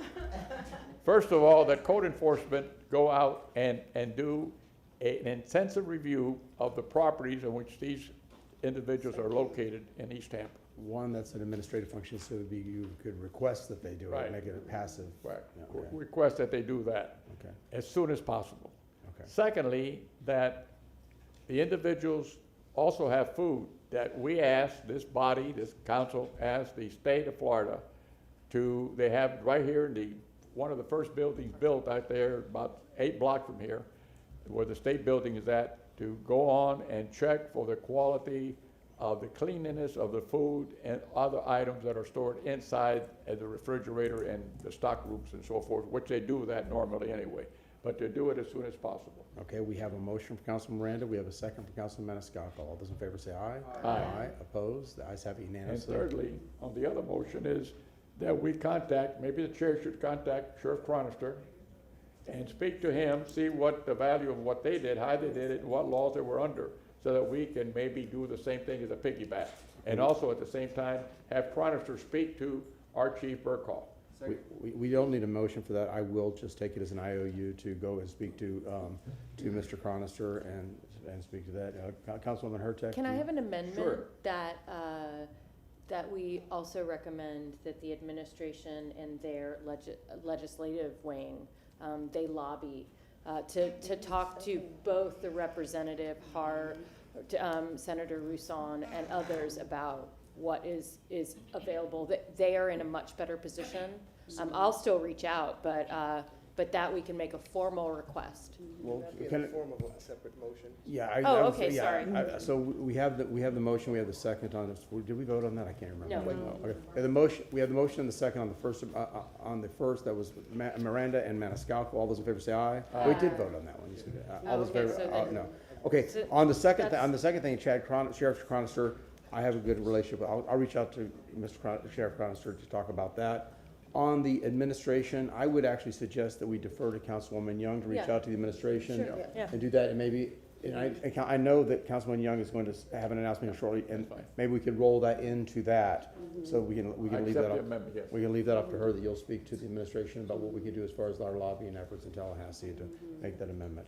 Okay, is that it? Yeah. Okay, I'm gonna recognize Councilwoman Young, and you're going to bring it home. Yes. Okay. Well, thank you all so much for moving this up and having this robust conversation. Sometimes we talk about things and they kind of go away. I don't want this to go away, so I don't know what the language. In new business, you'll bring it But in back. new business, I'm gonna do a motion to make sure that this gets back on the agenda so we can continue the conversation, even if it's just, me coming back with, updates as far as what's going on, and after talking with the administration, our code enforcement, our TPD sheriff, because I want to resolve In this. fact, why don't you, may I ask that you Mm-hmm. put that on after the chair speaks to sheriff, coroner, and police and chief, and that the code enforcement goes and does their, what the Yeah, first yeah, 'cause ordinance you was, said it- the 'cause you said the suggestion, ASAP. that after that, they come back. I Yeah. imagine I will have that Yeah. conversation before our next scheduled meeting. Would you Yeah, add that to your? Okay. Yeah. Yeah, I'll second that. Yeah, but I'm gonna do the motion in new business. I wanna get my thoughts together to make sure that it's succinct. Okay, very good. Okay. Okay, clerk. No, No, they have. didn't go anywhere. We just had the. That'll be in my, yeah. Okay, very good. Okay, that is the conclusion of the business, our pre-lunch business. It is 12:26. Is 1 o'clock still good for you? 1:30 still good for you guys? Let's do 1:45, please. Okay, 1:45, we will resume. We're at lunch. 1:45.